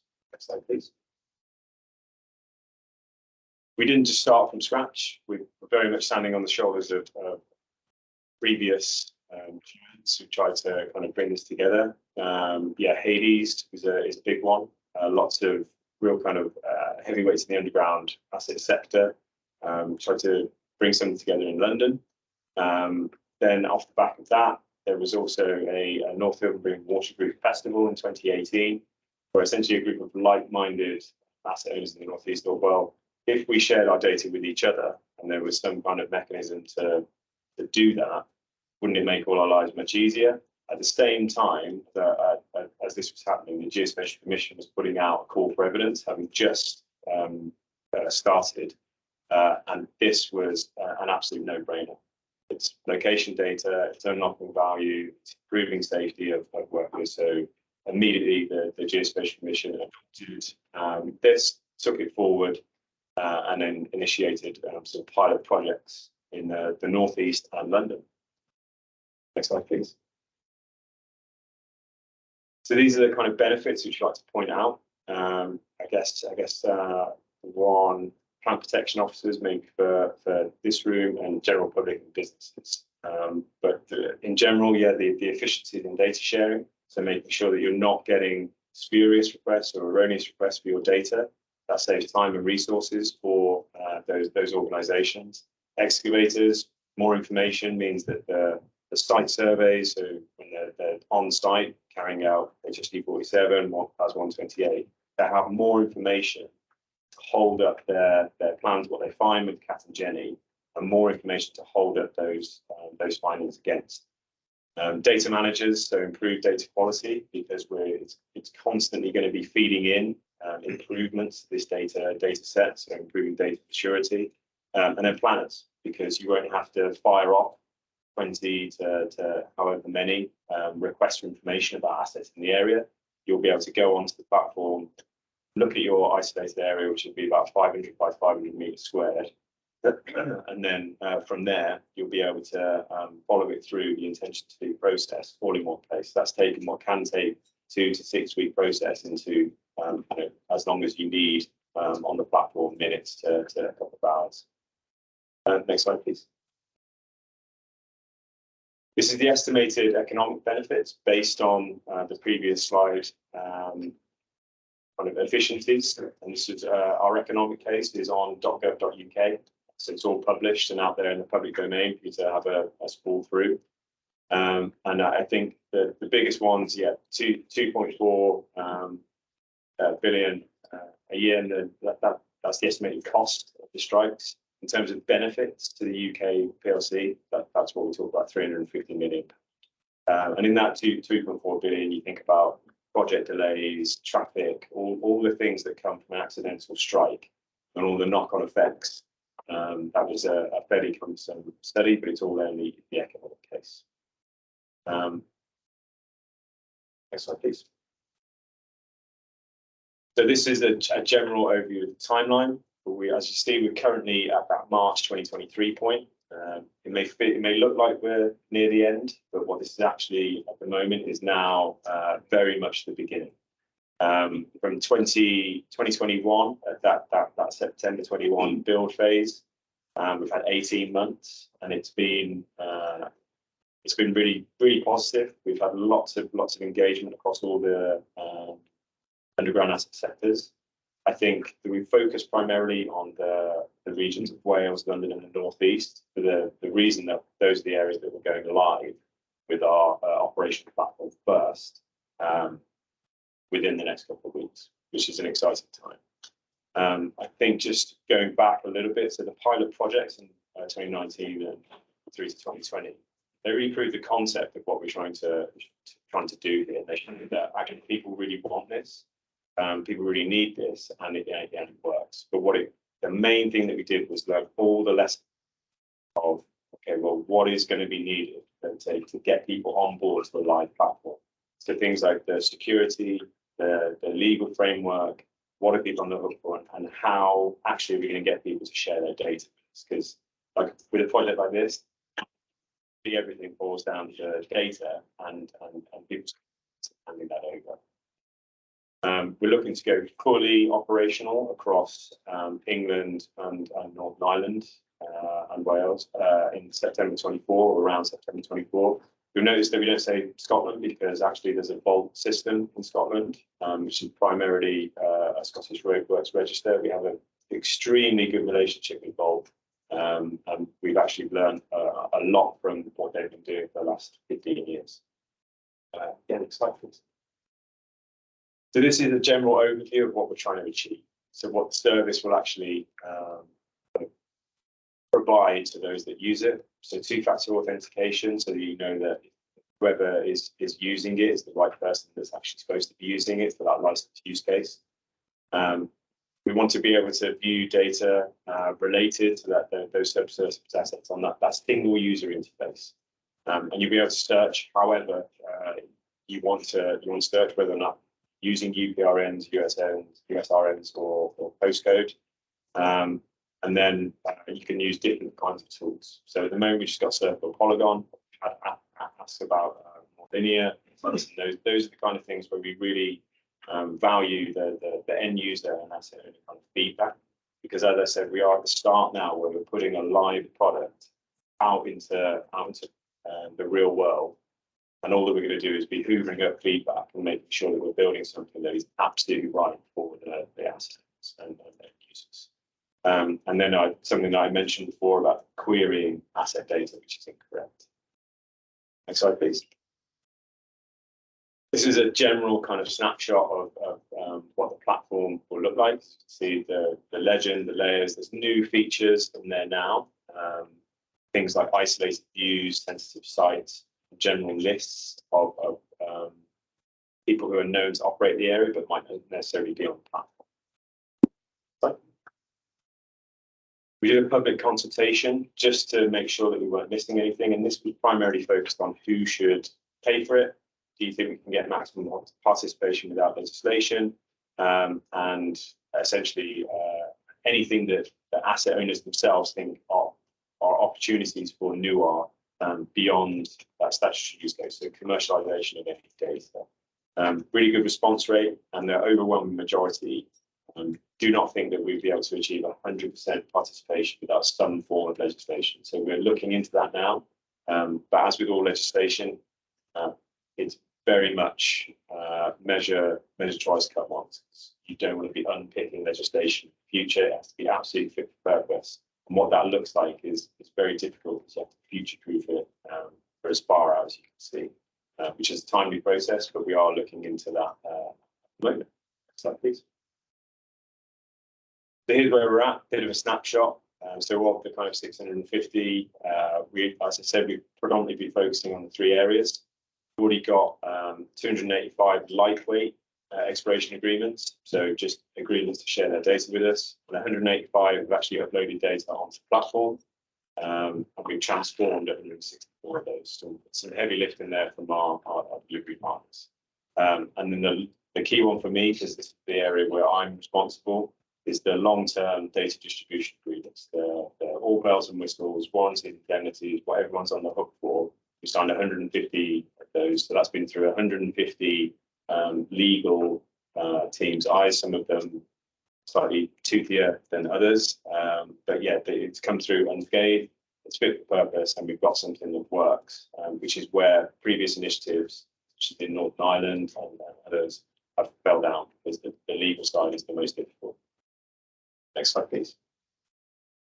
And this is just a snapshot, and you recognise all the names on there, but the prime supplier, Atkins, who was appointed in August 2021, and their supply chain ordnance survey providing the base mapping, master map, One Spatial doing the heavy lifting, as I mentioned, on the data transformation, Geoplace, the experts with local authorities around the UK, and Grace London Authority, focusing on all those long-term relationships with London. And then, just a few at the top who we regularly talk to and liaise with to make sure that we're up to speed and up to date with security and other government initiatives where we can focus.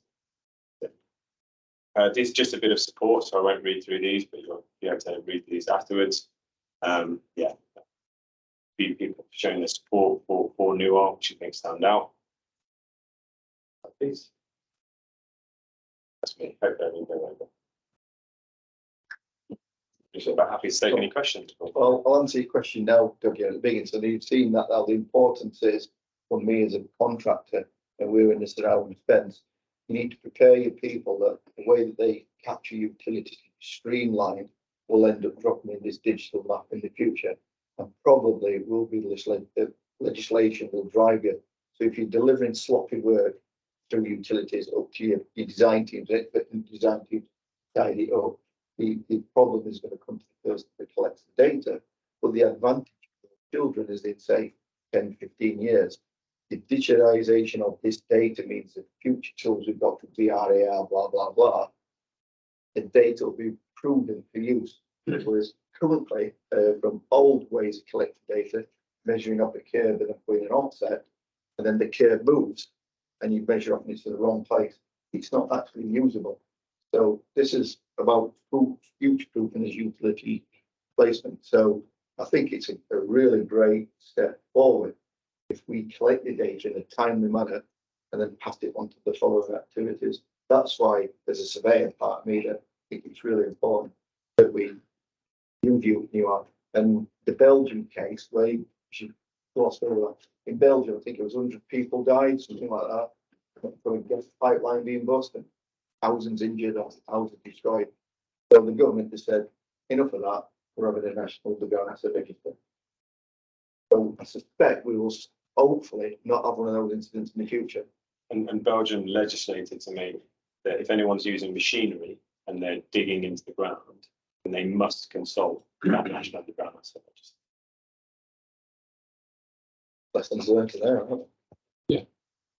We continue to dig up services unwittingly, knowingly. It's very frustrating. And we had an objective by 2025 to halve the number. We've had probably about a 30% reduction. And of course, next month is the webinar on utility services. So please don't hesitate to join that. I just have a question pop up from David. So that has moved on now, and you will be able to extract to PDF for those in areas where you can't get decent signal, so you can't just use your tablet in the live feed. I'll just make sure I capture all your question. So the challenge that we've got, we've got commercially available bits of software which gives us instant access to the stats information. The good bit about some of those is that you can download them effectively into an AutoCAD format, two domain X and Y coordinates, and you can get that information exported straight into your models. There were concerns from a national security issue last time it was presented that we wouldn't be able to do that. So if you're telling us we will be able to export that, not in the PDF form, but in the usable form, then that'd be absolutely brilliant. Okay, I'll take that one away because I think that is slightly different to downloading into the AutoCAD. I think that's one. I guess we're pushing out at the moment the very minimum viable product, and as I said, we're at the beginning when we go live, and this is the kind of feedback and what people actually need, where we'll develop over the next 18 months. So that is that we do need. What we'd really love is to have it in 3 dimensions and somewhere near accurate, but two dimensions is what we've got at the moment, exportable into our models as a live access. If you can provide something more useful than that and free, then super duper, even better.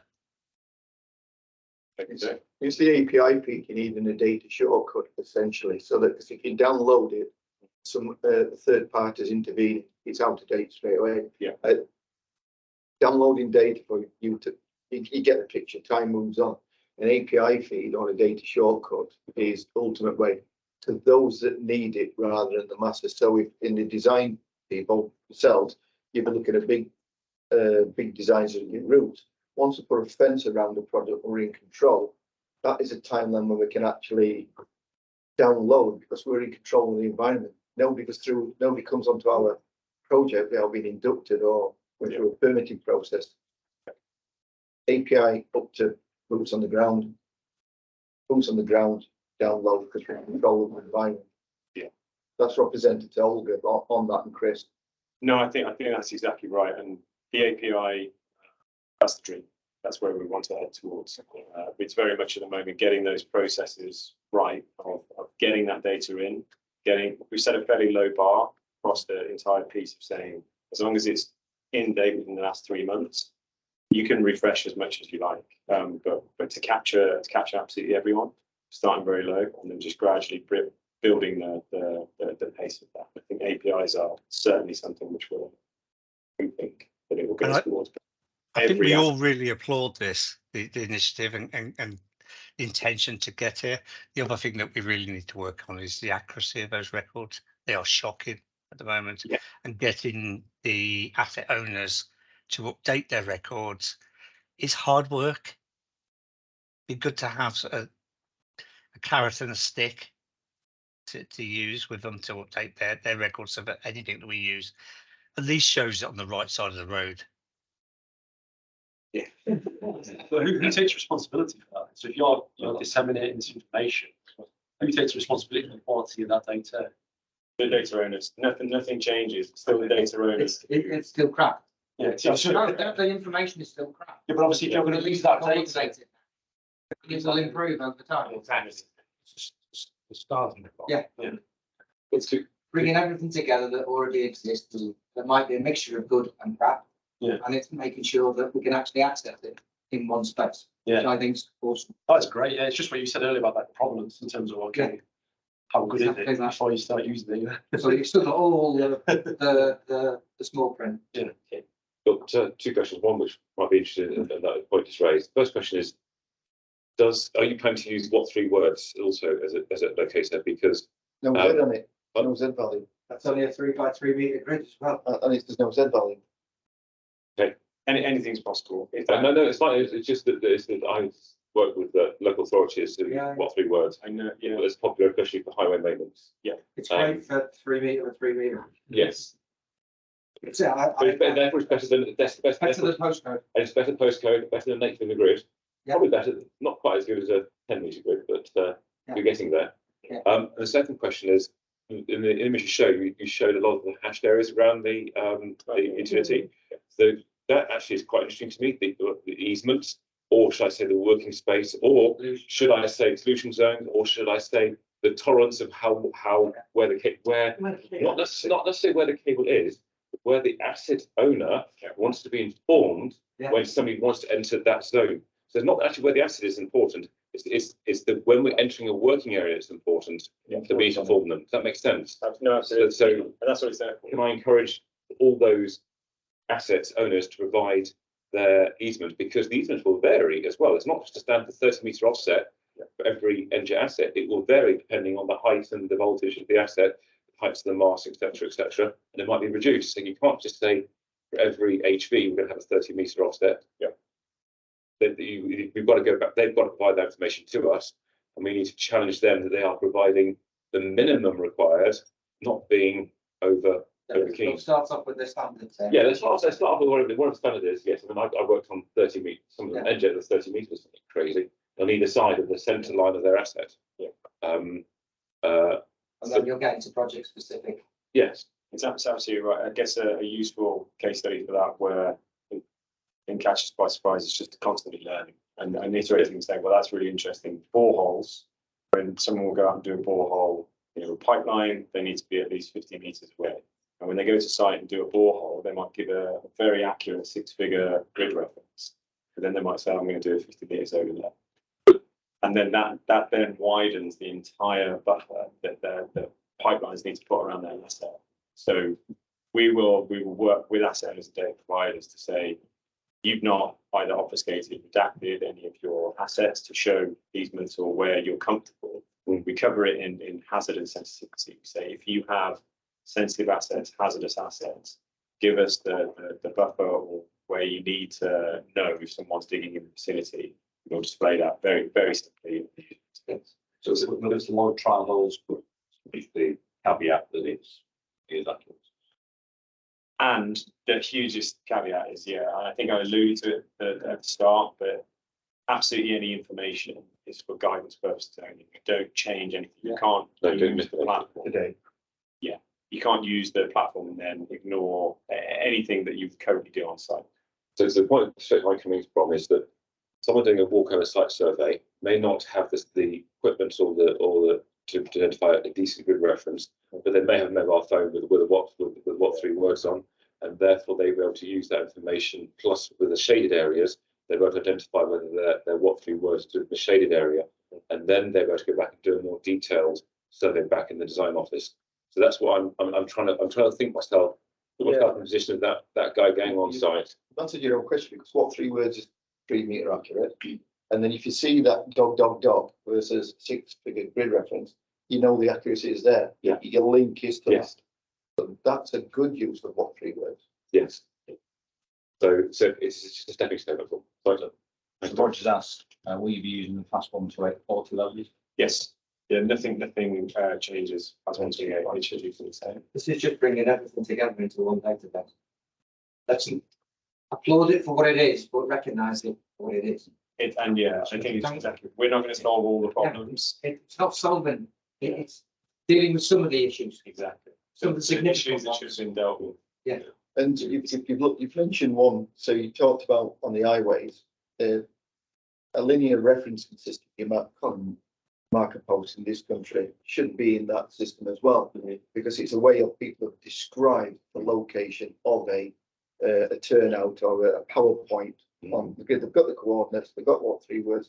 They also reference it against the what I call a chainage marker, 13 over 6. There's no common base system, there's no Exactly. common marker post system. Yeah, The marker post system isn't accurate. So you can't. but if there is if there's mark posts recorded on the Yeah, the asset marker database, posts aren't correct. Yeah, Not we're all all- the things come up. yes, Some are, some aren't. yes, but what They just have to be in the ground. I'm going with your earlier comment, that which is it's a stepping stone. Let's go with let's start with what we've got and let's make it better. Yes. And Totally agree. so if it's there, let's start adding that information in. Let's start using it, and if more people will use it, more people say, actually our market posts aren't right, or let's do an asset Yeah, we ID have to system. speak a common language. That can come at a time. Other people can add the translators in. Yeah. So you've got to have one common system. So good. And that would be, I guess, by a bespoke request. We do 500 by 500. That's the kind of limit we put on planners to say in any particular area you're going to be looking at initially at that area. And what we don't want to encourage is something called tiling, where you can just get a huge kind of piles of the UK and see where everyone's assets are. And particular concern are, the IDNOs, IGTs, telecommunications, people who have a commercial interest in not necessarily making their asset data public to everyone. So this is very much still going to be a need to know platform where you only get to see what you need to know. In special circumstances where 500 by 500 do some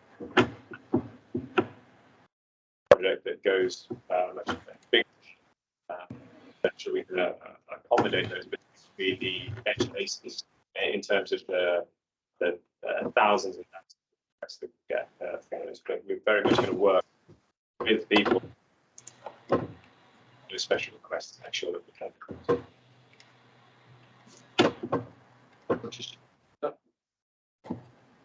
Yeah, okay, thanks for that. It was just, we typically work on something between 5 kilometres and 50 kilometres long at, let's say, a kilometre strip width.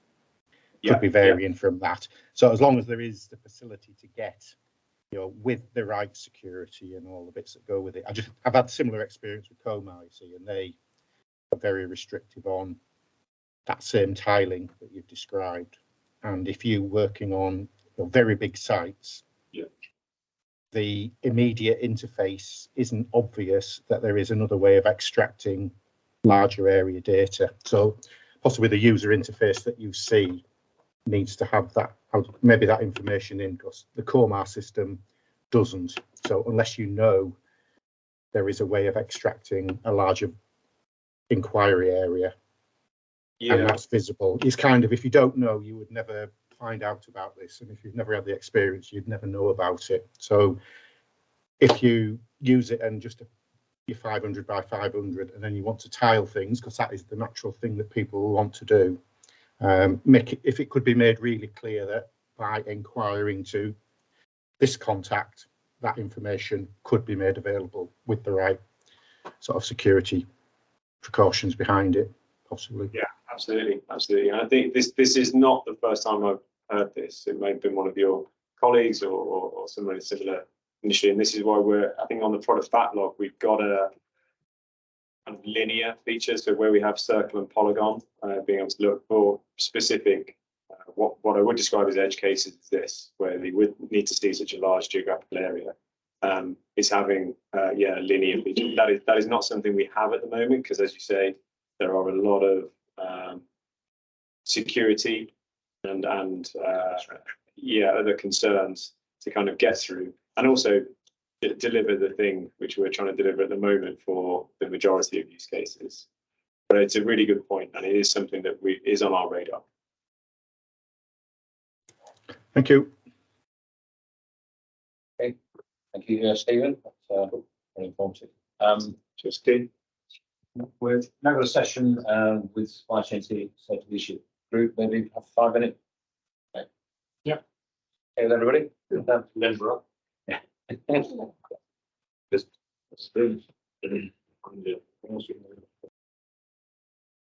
I don't think you went to speaking through them on that. Yeah.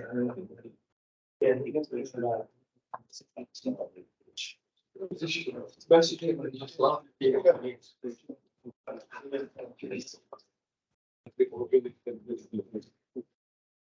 but now I'm not just supposed to be considered because this is an design. Maybe selection. Providing. Thank you. They need to get source of. Probably moving solutions to the box gallery. I can send there, we just see the radar, but I don't even know about it. You've got to be aware that the positives are coming. On the journals, which rise, not very yourself, I suspect there's one change in person, so change. I might like to use that. I'm sure that will come out. See the radar come out. On the side. It's just the they will move their road on it. Just another rule, like government things and allowed to people in and all those that in the conversation. Well, you don't get the design or since you about this is one just so you get a feel of the construction as as they avoid the issue. Downstream, what they were supposed to make.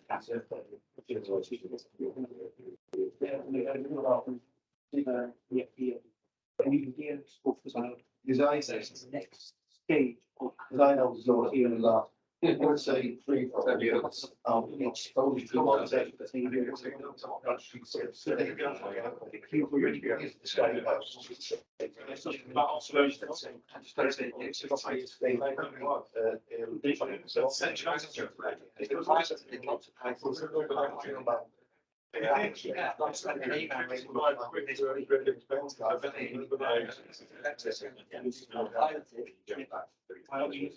Yeah, well, The environment. We just got That's it, we're not on production lines.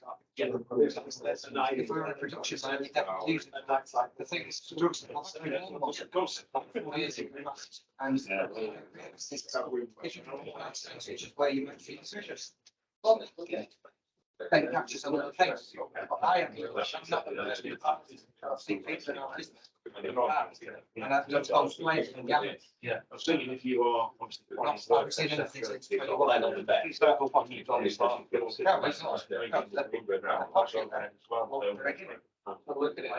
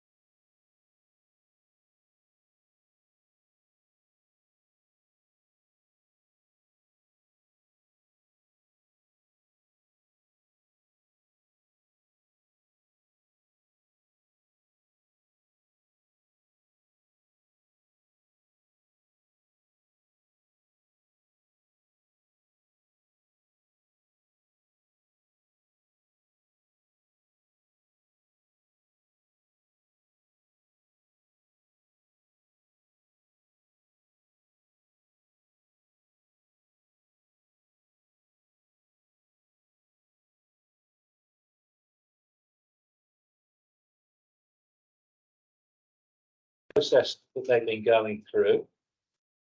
And then they're going to want volunteers. We have some nominations, some companies nominated already, but we want volunteers to help this process. Because all 9 groups are beavering away. All 9 groups have an interaction with healthier and safer design. And this is just the tip of the iceberg, but we have an opportunity to influence this industry. And it's a huge opportunity, and no pressure, Toria, Johnny, Sam.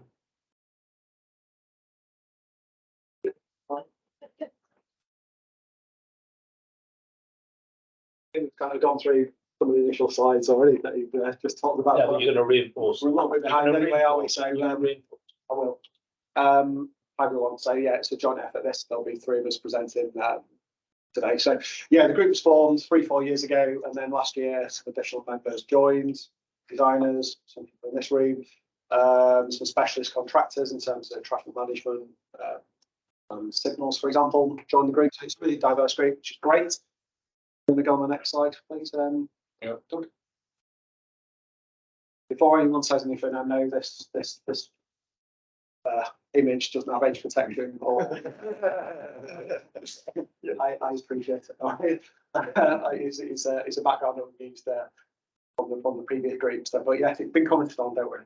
So yeah, the vision, as Richard said, is obviously looking at these significant risks. We'll show the 9 risks in a second, so you can make a note of it, and obviously the slides will come out later. We also got the overall arching vision of 2030 and then 0 harm by 2040.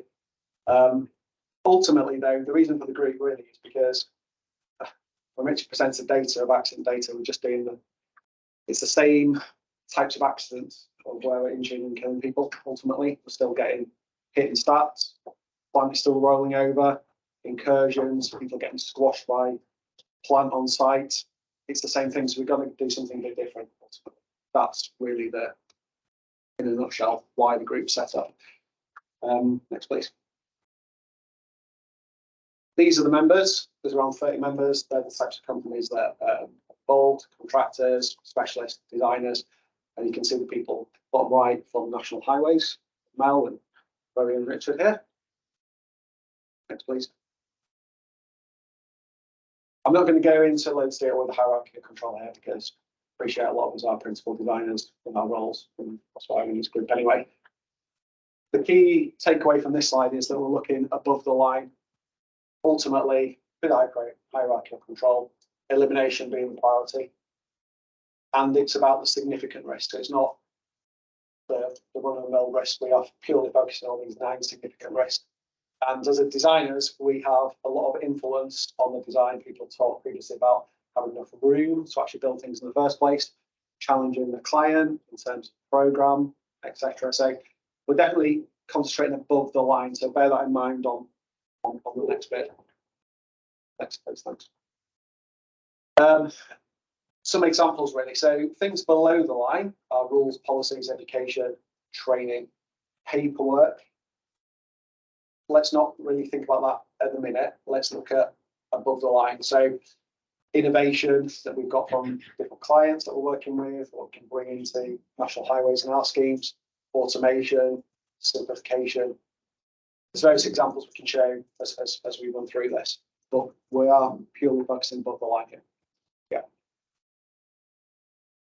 As Richard said, a lot of data was provided by the supply chain, gathered about what are the significant risks, and these are the top 9 that have been run through. So I don't think there's anything there that's probably a massive surprise to people, but these are the ones that are ultimately hurting people and killing people. Next. Someone's put together some nice little graphics to make you think about what the 9 risks are. We won't dwell on that too much. We'll get into the actual exciting bit, I guess. So work's been done over, I'd say the supply chain groups really sort of ramped up pace in the last 6 months to a year. There's 4 groups set up at the minute, looking at significant risks. You can see them on the screen: incursions, occupational road risks, people, planet, and the pace, and occupational health.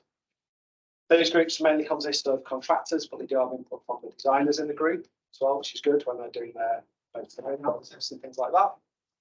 And then at the bottom, you'll see the strategic delivery groups. There's a comms group. So when we actually do all our outputs, it's what's the best way of actually getting this issued into the business, public sized, presented, so it gets to the right people in the right format and the workforce. There's a group looking at the performance, things like leading indicators, and then you'll see the big red box. That's members in this room who were part of that group. And that's what we're going to talk about now, about what we've done, what we're going to do, and ask for some assistance. So leave that up to you, sorry. Thanks. This take any of the work from raising the bar? Yeah. Victoria, I'm from America. I'm in the working group as well.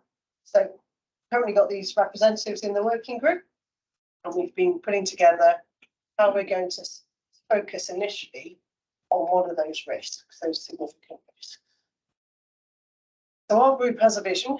We're looking at how we lead that involvement, how we have that bigger impact in health and safety through the design phases and with wider supply chain and with the safety hub. And we're looking at, when we do that, how do we know we've done it well? So how are we going to be able to measure that? How do we know it's effective? How can we share that across the supply chain, across the industry? So the questions that we're mulling over in our head: what can designers do to eliminate those risks before we even get to site, before we're maintaining anything, before we get to that operational phase? And there's actually an awful lot we can do. It's just the mindset and the way we think about that. We've got a lot of opportunities to think about. And when we're making those safety decisions through our design, are we focusing first on eliminating, then substituting, and then engineering controls? And then are we stopping? You know, we're not looking at going down that. We're looking at staying above the line, not going all the way down that hierarchy, and really focusing our energies on where we can have the most difference, have the biggest impact. So the working group so far, so we've been in place for about 6 months now. We've had a few sessions. We've agreed our goals and objectives, which we've just talked through. We've had our first detailed workshop, which was going to be a bow tie analysis workshop, but rather interesting. We all sat in the room in the cube with someone from Kia who was facilitating. And we worked out very quickly that design's only one part of a bow tie. And so to do a bow tie in design and isolation was actually incredibly difficult. So we've actually used a different method, which Sam's going to pick up later on, where we're going to focus just on those design stages. We're also supporting other working groups where they're looking at that whole risk through the life cycle, and we're getting in there with that designer's perspective, how we can be part of that influence. And we're focusing first on one of those risks. There's so many there. There's about 21, I think, the supply chain safety leadership group identified. They focused 9 to focus on first. We're starting with one, we want to get one done well and then move on to the next. So we're starting with the operational risk, focusing on what we can do in design about the risk of dust, noise and vibration. That final slide. So more. That was it. Brilliant. So Sam is going to give you an update now with the next presentation set of slides, which are the white ones for the supply chain safety leadership group, and talk you through the tasks we've set for all the supply chain designers to be involved with. And also, if we can get contractors supporting us and maintainers and operators supporting us, that's fantastic too, when we do all these workshops to try and come up with how we can address these risks. Nothing will go wrong. Okay, Sam, good to go? Right, so what we're going to do now is talk through these slides. These are basically the guidance that we'll be issuing to each company to try and ask them to carry out the task and finish activity for the working group.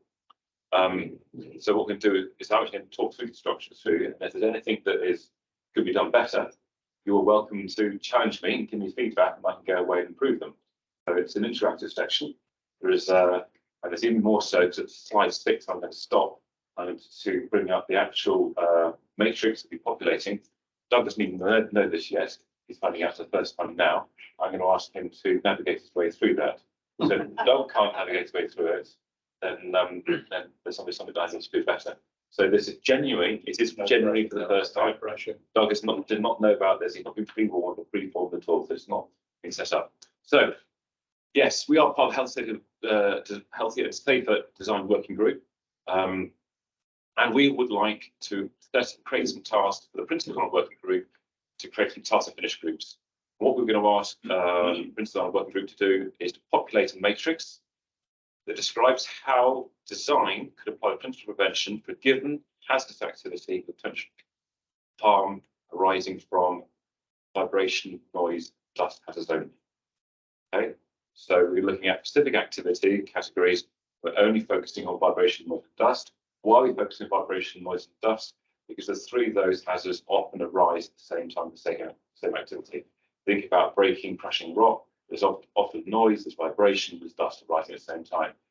Now, yes, some of the construction management treatments might be different, but the design treatment, if you design it correctly, will actually eliminate or reduce all three. We're focusing on design, not construction. Next slide, please, Doug. So this will come out in the slide pack. This will be in there. This gives the names of the group. These are your friends. If at any time you're doing a workshop, you are welcome to invite one or more of the people to come and do a workshop. They have some experience doing the matrix before, and they can be added to your team. Okay, so their contacts are there to use. Just remember what the group's vision is. We are trying to develop a deeper understanding of healthier and safer by design improvements that national highways could implement through the HSW hub, and then monitor the effectiveness of these implementation of these ideas that we are going to have through us ourselves as the supply chain. Okay, next slide. So the objective of each task force group is to identify as many possible design treatments to prevent harm from health hazards. I use the word design treatments. I'm not sure many people have heard about this. This is the new buzzword from the HSE. This is the word they use. Not mitigations. They're not any other design treatment. That is the key buzzword to use. So that's the word I encourage you to share amongst your organisation. So we're looking at vibration, noise, and dust. We're looking for the given activities now. So some of the constraints. These do not include any design treatments that are already in the DMRB. Every DMRB we already comply with, so we're not looking at what's already done. Do not include any treatments which are not design treatments, i.e. construction management treatments. So I don't want to see anything about wearing PPE or wearing any monitoring kit there. We're looking at is how physical design, as Tori mentioned, of the design. And then the next one, point 3 is interesting. We want you to include innovative treatments, even if they seem impossible today. Okay, now that's, don't care if it's going to, it's because you tried it on a scheme and the National Highway said, no, you can't do that. Don't care. Put it down on this matrix here. It's up to the working group to manage that interface with the National Highways. So I'm just going to go to Toria and ask if there's anything else that you want to say about just emphasising anything about the types of treatments that we're looking at designers to identify. Anything else you want to add? No, I think if we work through that example, then when we get questions, that easiest when. Excellent. What's the slide number? The next slide, please. So what we're going to do is introduce you to the matrix, talk to the matrix. This is through this slide and the next slide, and then we'll go to the live example. So the matrix is a very simple Microsoft Excel sheet. If we look at on this sheet there, we can see in row,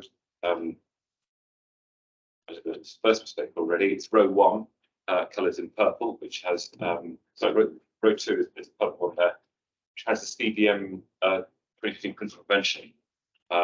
These are used based on the ISO 45000 text, so they eliminate, they're reducing risk through substitution of an activity with another, they are engineering controls and emission controls. In the column E, emission controls, when we talk about information provided on drawings, yes, we note that Tori has said that we're not looking at below the line, but please remember the designer's duties are to provide duties to the next designer, but what they design activity they need to do to design that risk further. Okay, so that's what we're looking at there in measurement controls. What information we would hope to see on drawings, which is going to help the designer look out. So, for example, any imposed loads that the temporary works may have to support. Is a simple example that needs to be provided on drawings. Okay. Next slide, please. No, let's go back again. Okay, I'm going to try and do this one off the top of my head.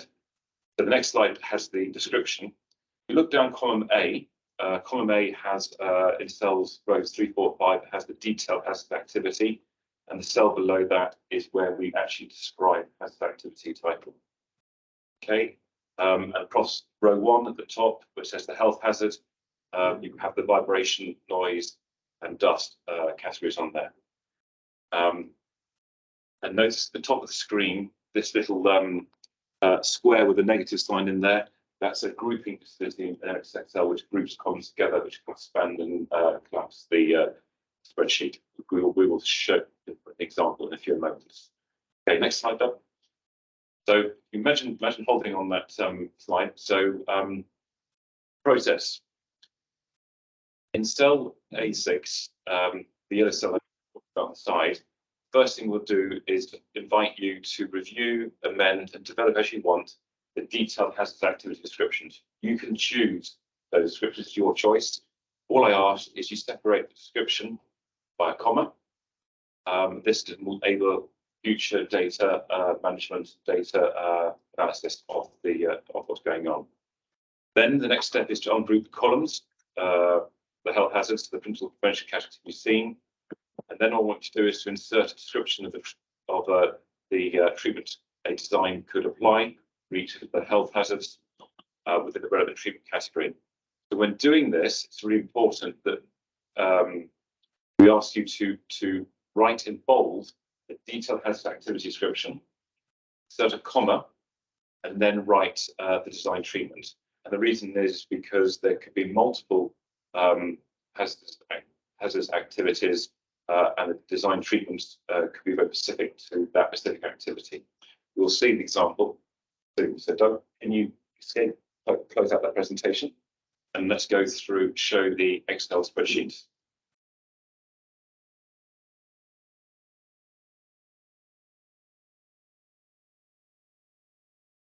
So what I would like to do is to go. So what we're seeing here on the bottom of the workbook are various worksheets. So cleaning and sweeping, coring and boring, cutting and breaking. These are the various categories. So if we go to one of the worksheets to the right, please, Doug. I'm looking for a specific worksheet. Click the little arrow. Yes. Right. Okay. Let's go to vegetation. Okay, you've got the wrong sheet here. Never mind. Somehow it hasn't worked. Okay. If you can hide the group, hide the columns at the top. Practice using the grouping function. So go to the cursor at the top of the screen to where it has that square box there. So that's the grouping function. So when you receive your worksheet, this is what it will look like. The first activity we said was to ungroup the cells. So if we can ungroup the left-hand one that you just hidden, so press the button there. That's it. Okay, ungroup. Press that positive, and that'll ungroup the columns. Yeah. Press the. That's it. Press that. Yes. Okay. So we mentioned before. If you look down the column A, where it has the detailed hazard activity descriptions. In this particular example, for the design of vegetation, there have been various ideas. So we've got hard surface design. There is substrate design, landscaping, verge design, etc. Those are just some of the ideas that were suppressed as actual hazardous activities that we are trying to design out exposure to these health hazards. Okay, you can ungroup all columns, please, Doug. So that's the top higher to the other squares, top of the screen. And unclick, that's it, okay, go to the next one. That's hiding it. Next one to the right. Next one to the right again. Yeah. Okay, and now scroll left. Okay, and if you zoom in to about 120, 130%. Okay, so what we're looking for? So if we're looking at column B, row 6, we're looking at the thing. So what we're looking at here is the design of a hard surface / substrate. And as what's been suggested is that a design could eliminate exposure to vibration by eliminating vegetation maintenance by designing a substrate where vegetation is unable to grow. Okay. Therefore, if we design a substrate where no vegetation can grow, we never have to maintain it. I'm not saying how it can be done, but there may be, for example, chemicals that could be put in concrete. So rather than being an ideal growing medium for mosses and grasses, it can actually grass doesn't can grow on it. So next one, we can also reduce the risks. An example given here is that we could design a selection of planting species that's suitable for the setting, i.e. potentially have low growth, don't drop leaves, don't create problems with maintenance of the highway. For example, here if you suggested use the idea. We have an idea which is we could create a design standard. We could challenge SES to develop a design standard or specification. Something in Okay, so which is quoted on lower 10. Or specification of grasses to be. So that's low maintenance. Fantastic. So Reference another document, but never remember it right now.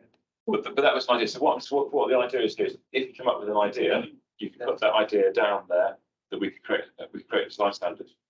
We could create a raising the bar. I don't know. So the next one was cutting embankments. So the activity designing for cutting grasses on cuttings and embankments, sloping ground. How do you do that?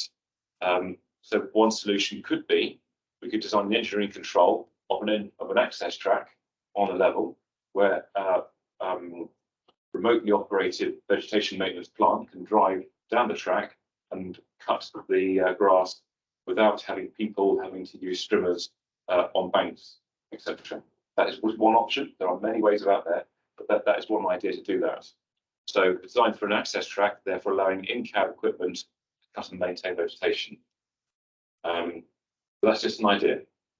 Next one, we could use administrative controls. So for example, we could put in some information in the health and safety file, which in this case could identify hand-arm vibration as a significant risk, and then provide the potential control of how vegetation can be maintained that avoids it. So for example, what we're saying is we have designed this access track for use for in-cab maintenance vehicles there, therefore do not go out there with portable vegetation maintenance equipment. It should all be designed to be maintained by using non-manually carried equipment. Equipment doesn't create vibration, noise, and dust. So that is those are some ideas, and you can clearly see that we've highlighted hazard activity involved. I would agree that some of the words there are a bit short. You please feel free to develop and expand and so that we understand what we're saying. That's one of my weaknesses. Is I'm very short on the words I use when writing documents. But if you feel want to write longer sentences and more information, please feel free to do so. Once you've written your thoughts, this information will come back to the Health and Safety Working Group, and they will then review the information and ideas that you had, and may do further workshops to develop their understanding. They will filter it, and they will decide what is the innovative practices, the stretch targets that we want to implement across the whole national highway supply chain. So you're going to scroll down a couple of bit there just to there. So that please feel free. You don't have to have eliminate for everything. You don't have to populate every single cell.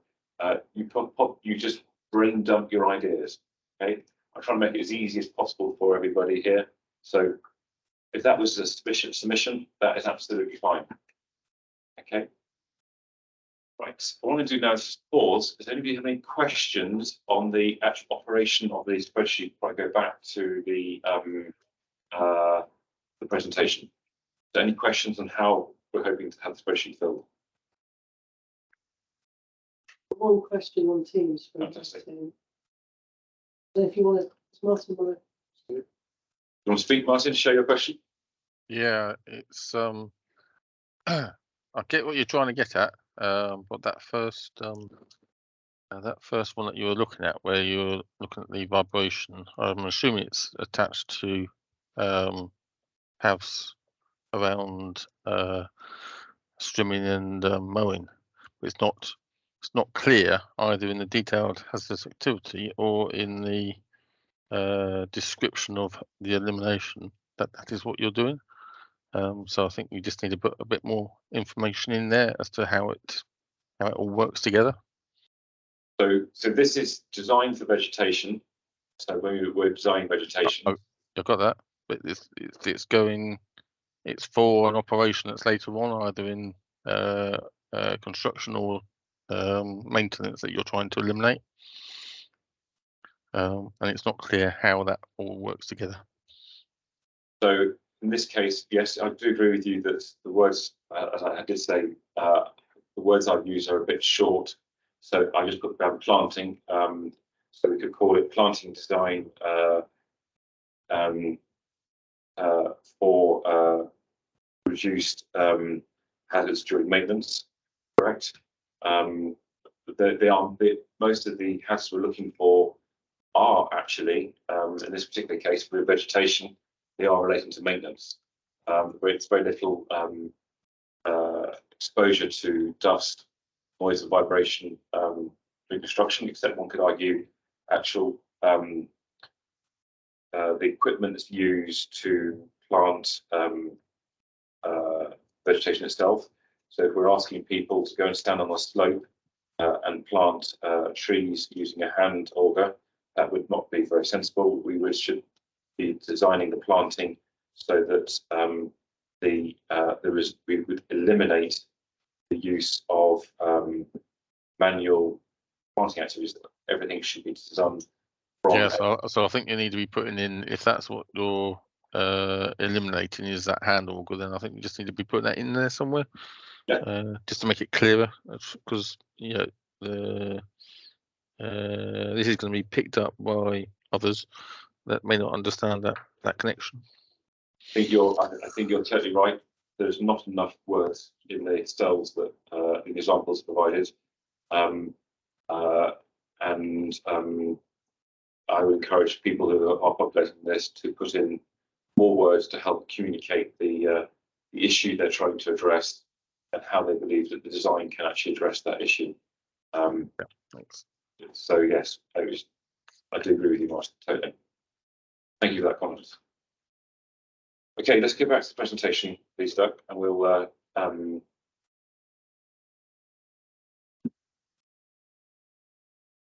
so if you'd like to display. Going. Did miss a slide. Maybe we jumped a slide. Go back. Get back again. Back, you're going to go forwards.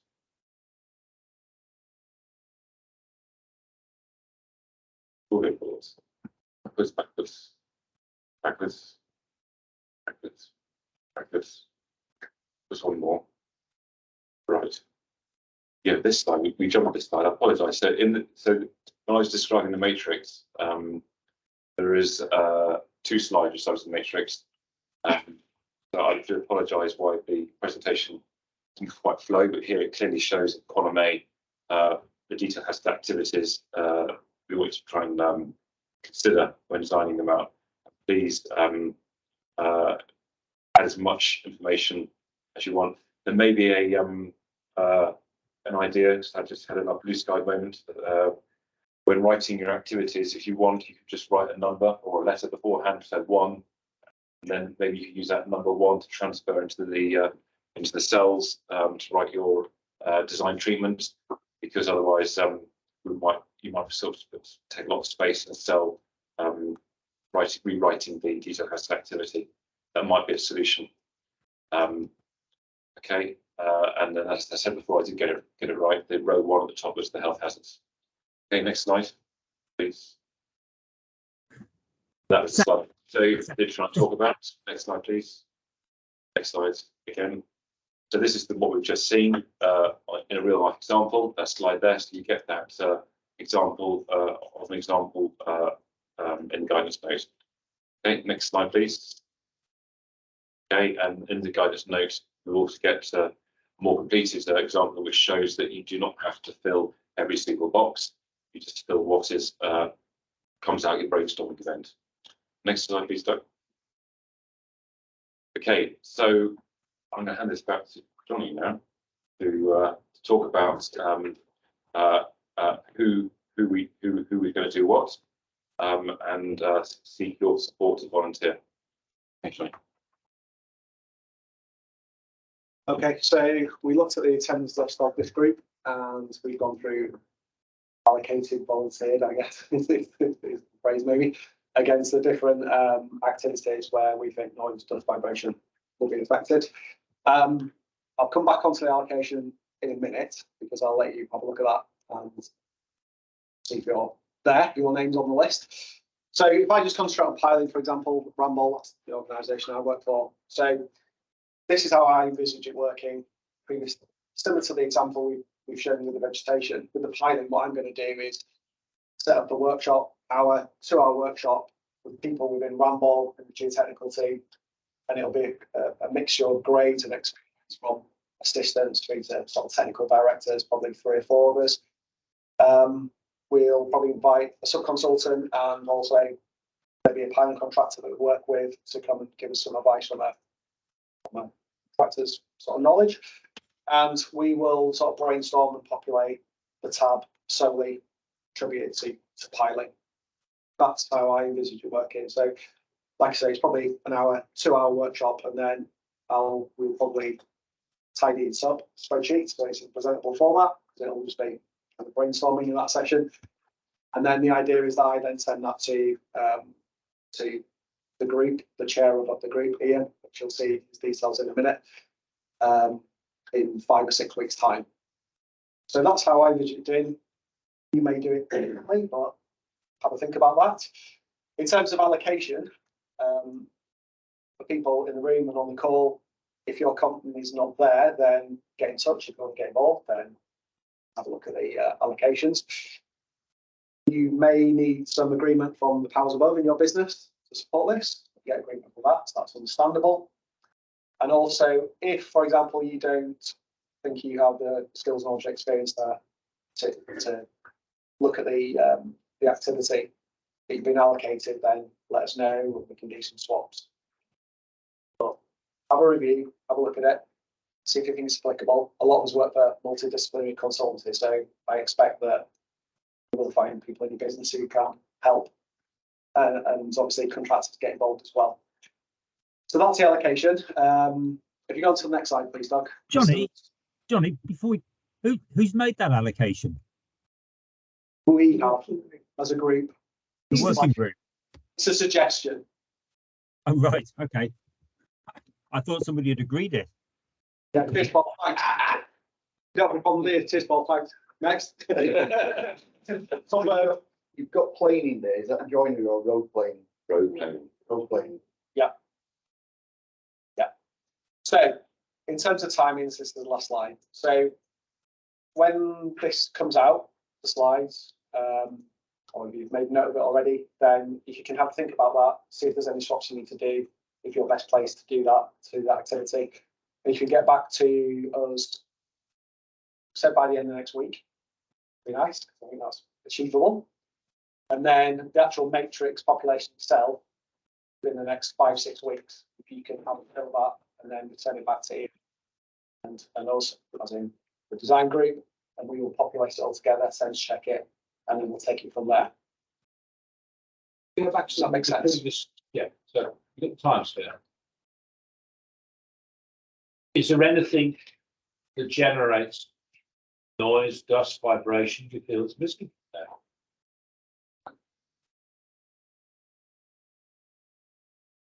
Yeah, because ultimately we've come up with these activities and group them. Yeah. And but when you started this, I thought there's going to be a really brilliant one. Is it? And you've heard me say this about design for machines before. Is there's a lot of designers in the room. By having a good design, you will eliminate these. So the actually plant is that generates a load of those. But I suspect they may be broken down into those activities because you've planned to do piling and materials processing you've planned. But some of the attachments that go with the equipment do cut down on those there, and the accessories to that are not normal to us. Do that, so they were going to be material processing, I suppose. The other interesting bit is there'll be every single contractor that was named there will have done something on health by design already. Yeah. This is why, Not even, yeah, this is why we're really keen to pair up contractors with the designers. But we didn't want to allocate you. Yeah, I'm just saying that we'll all be doing stuff on this because it's been the biggest elephant in the room for a long time. It has, and one of the challenges we have within the industry is corporate memory. Yeah. Very short. Very short. We think we're shared, but we're shared to a very, very small group of people. Yeah, I mentioned that rebar collapse. Yes, there's brilliant work going on. What we're trying to do is pull it together to share, but also to encourage innovation. As Mark said, there's all sorts of bits of kit out there, shiny bits of kit, that nobody's actually really piloted yet in our industry, but they may be using it elsewhere. So why can't we bring it in and pilot it here to help? Because if we think about it, heaven forbid, from a safety viewpoint, you maim somebody, you injure somebody. Worst case scenario, you kill somebody. That's horrendous. But fortunately, that isn't the numbers game, is relatively slow. We've had Steve Perkins talk at the Hub, and we've had him talk here as well. We've had him on webinars about occupational health and the legacy it leaves. The legacy it leaves the industry, but also to the NHS, and the misery it causes families and the individuals. So it's a huge opportunity for us to pull ideas and work together to improve. So are there any topics, activities missing there? There's a couple come through on the Teams chat. Can you see that one? I can't see. You can't. So Paul's raised traffic noise. Huh? The noise of traffic. And And David Owenshaw's just thrilling concreting. So concreting could be Concreting, mixing materials, and it could also be handling materials as well. So you're handling the concrete Just or concrete mixing in it. particular. It's also It's not made vibrating for it. flat. Yeah. So how can we design to eliminate this concrete, for example? Or how can we design concrete? Just saying reinforced concrete is our bread and butter. Yeah. components. Okay. I think we've got to really reiterate No those. surfacing, so whatever. I think it's really worth reiterating that we're looking at the design, what the designers can do. Yeah. So we're using reinforced concrete. The first question is why we use that. So it's not the reinforced concrete necessarily. It might be that you've got to prepare a construction joint. And how do you eliminate construction joints? And that's the design. And that's design related. Yeah. So there's a whole load. I completely agree on almost all of these. The first step is how do you avoid having to do it completely? Yep. And that I suspect it's interesting that we've gone down the route of activities rather than an asset type approach. Yeah. It does make it. It's a different approach, and I guess it just gives us a different challenge. If you go via discipline, it's easier to cascade it into the individual disciplines because the design is done discipline by discipline, as is the construction, discipline by discipline. That's your point, Dave, yeah? Yeah, it's kind of the way that a designer will think is I now need to design my bridge abutment. What thoughts do I need to bring into this? And it becomes slightly more challenging if you've got it in this order. I mean, and I guess there's advantages and disadvantages, whichever way you approach it. I think that's excellent observation. I'm going to come back to that one. So we've been trying to solve this by design discipline for years now, and have not solved it. So this could be an opportunity to throw the whole basket on its head and try and think about humanizing it, because all activity categories are based on human activities. So really trying to make people think in a completely different way. I totally agree with you, because of the activity planing, well, doesn't really mean anything in the design. How do I design that? But as Nick mentioned, it's about potentially it's about designing the locations of construction joints, or the implementation of traffic lights controls, which you cut into floor joints and roads, etc., or communication links. How would you eliminate that? So yes, it is going to be a challenge. I totally agree with that, because it's not the way that designers think. We're asking them to think in a different way, but therefore we might get some new and innovative solutions. Who knows? We may have to go back and repeat the exercise and go back the traditional way, using it down by asset design codes, etc. That may be something we have to think about, take away. You may be able to filter the asset type. Yes. You speed that in. We may yes, we may have to do it create a matrix which can deal with both ways. Could I just do one contribution? Yeah. We need visual examples, because that's how HSE did it before. They followed just into an example. But what they did is they looked at slabbing. They looked at a single activity that affected a lot of local authorities, and what they then did, and APS did that training course with help as well.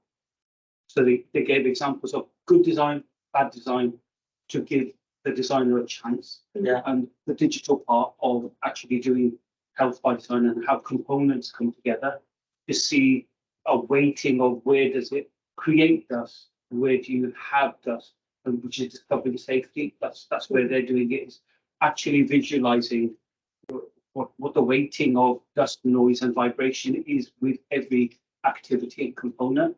And tunneling is missing out of here, the production of segments, the production of any fixed components, whether they make noise in a factory compared to building them on site, and that comparison, the choice of rebar, how you put it in, all of these. So if you break it into activities that of components that you need, you can measure the sound, you can measure the vibration and the dust created by each component.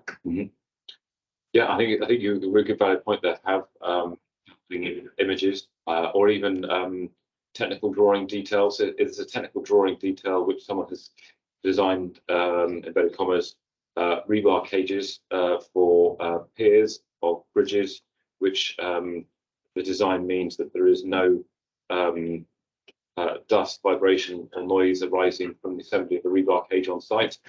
Then if there's some details like that, for example, then that would be a good example to put in, so we can work towards that. But yes, visualization is a thing. So same reason why it's been humanized. Same idea. We should put images in there, whether they be drawings or site images. It makes a big difference. That's what we're trying to do. Do you think the words dust ought to be substituted with silica dust because of actually the health risks that it's going to pass on us in the future? I think if I said dust to my wife, it's as an instruction manual. So yeah. So there is also timber dust as well. So if anyone's doing formwork dust as well. Right, okay. Now Resin boards as well. It'll just take dust to another level, because the issue about small particles is becoming a big health issue. which are the particles that are being released by dust breaks and everything else like that. So the health of workers working adjacent to site, adjacent to plants, where you're just exposed, not covered in the dust that you're creating, but it's in the general activities that we're looking at.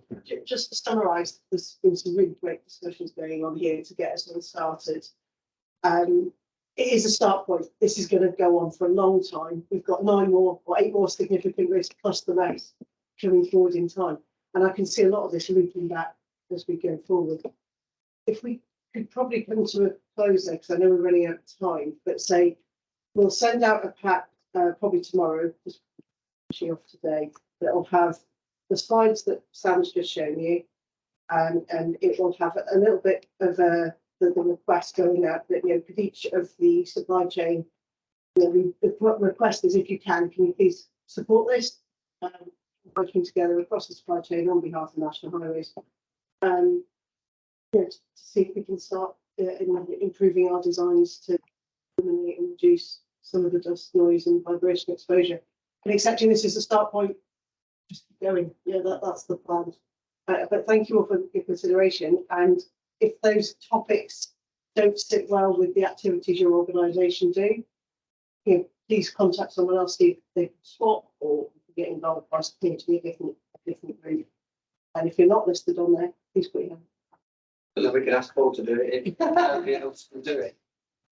And if you, know, as a contractor, thank you already, David, put your name forward. Please get involved to support. So Martin's asked, are you linking the maintenance communities? Through this, anyone through this group at the moment is our link through it. So anyone in this group who's involved in that maintenance and that link with design. Put a suggestion out to link in with maintenance collaborative communities at some point. Yeah, who would be the contact for those in particular? We have to speak to Martin on that one. I'm sure he's got some. I can get you the South East, Midlands, and Yorkshire North East. Well, I'll take it back into the Yorkshire North East anyway. Got a meeting next week. I'll get you the contact details.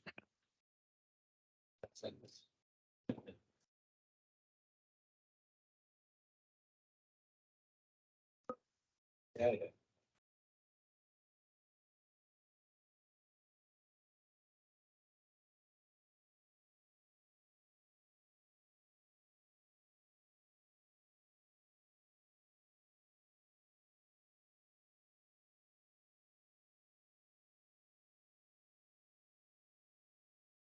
But Paul, just picking up on your comments a little later when you're back to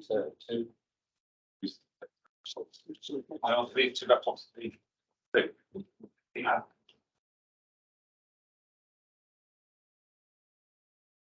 You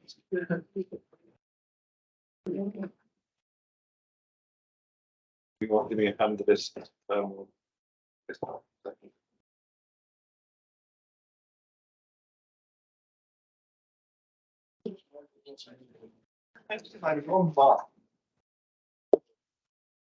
you want 2 o'clock, I think. Thank you, David. Thanks, David. Go ahead. Yes, come back and say Same old, same old. Yeah. Thank you. Okay. Oh, now I know why you're here. Yeah. Trashing my bag. Sam, I can you take the screen off while you're on lunch? You know, people don't want to come back then.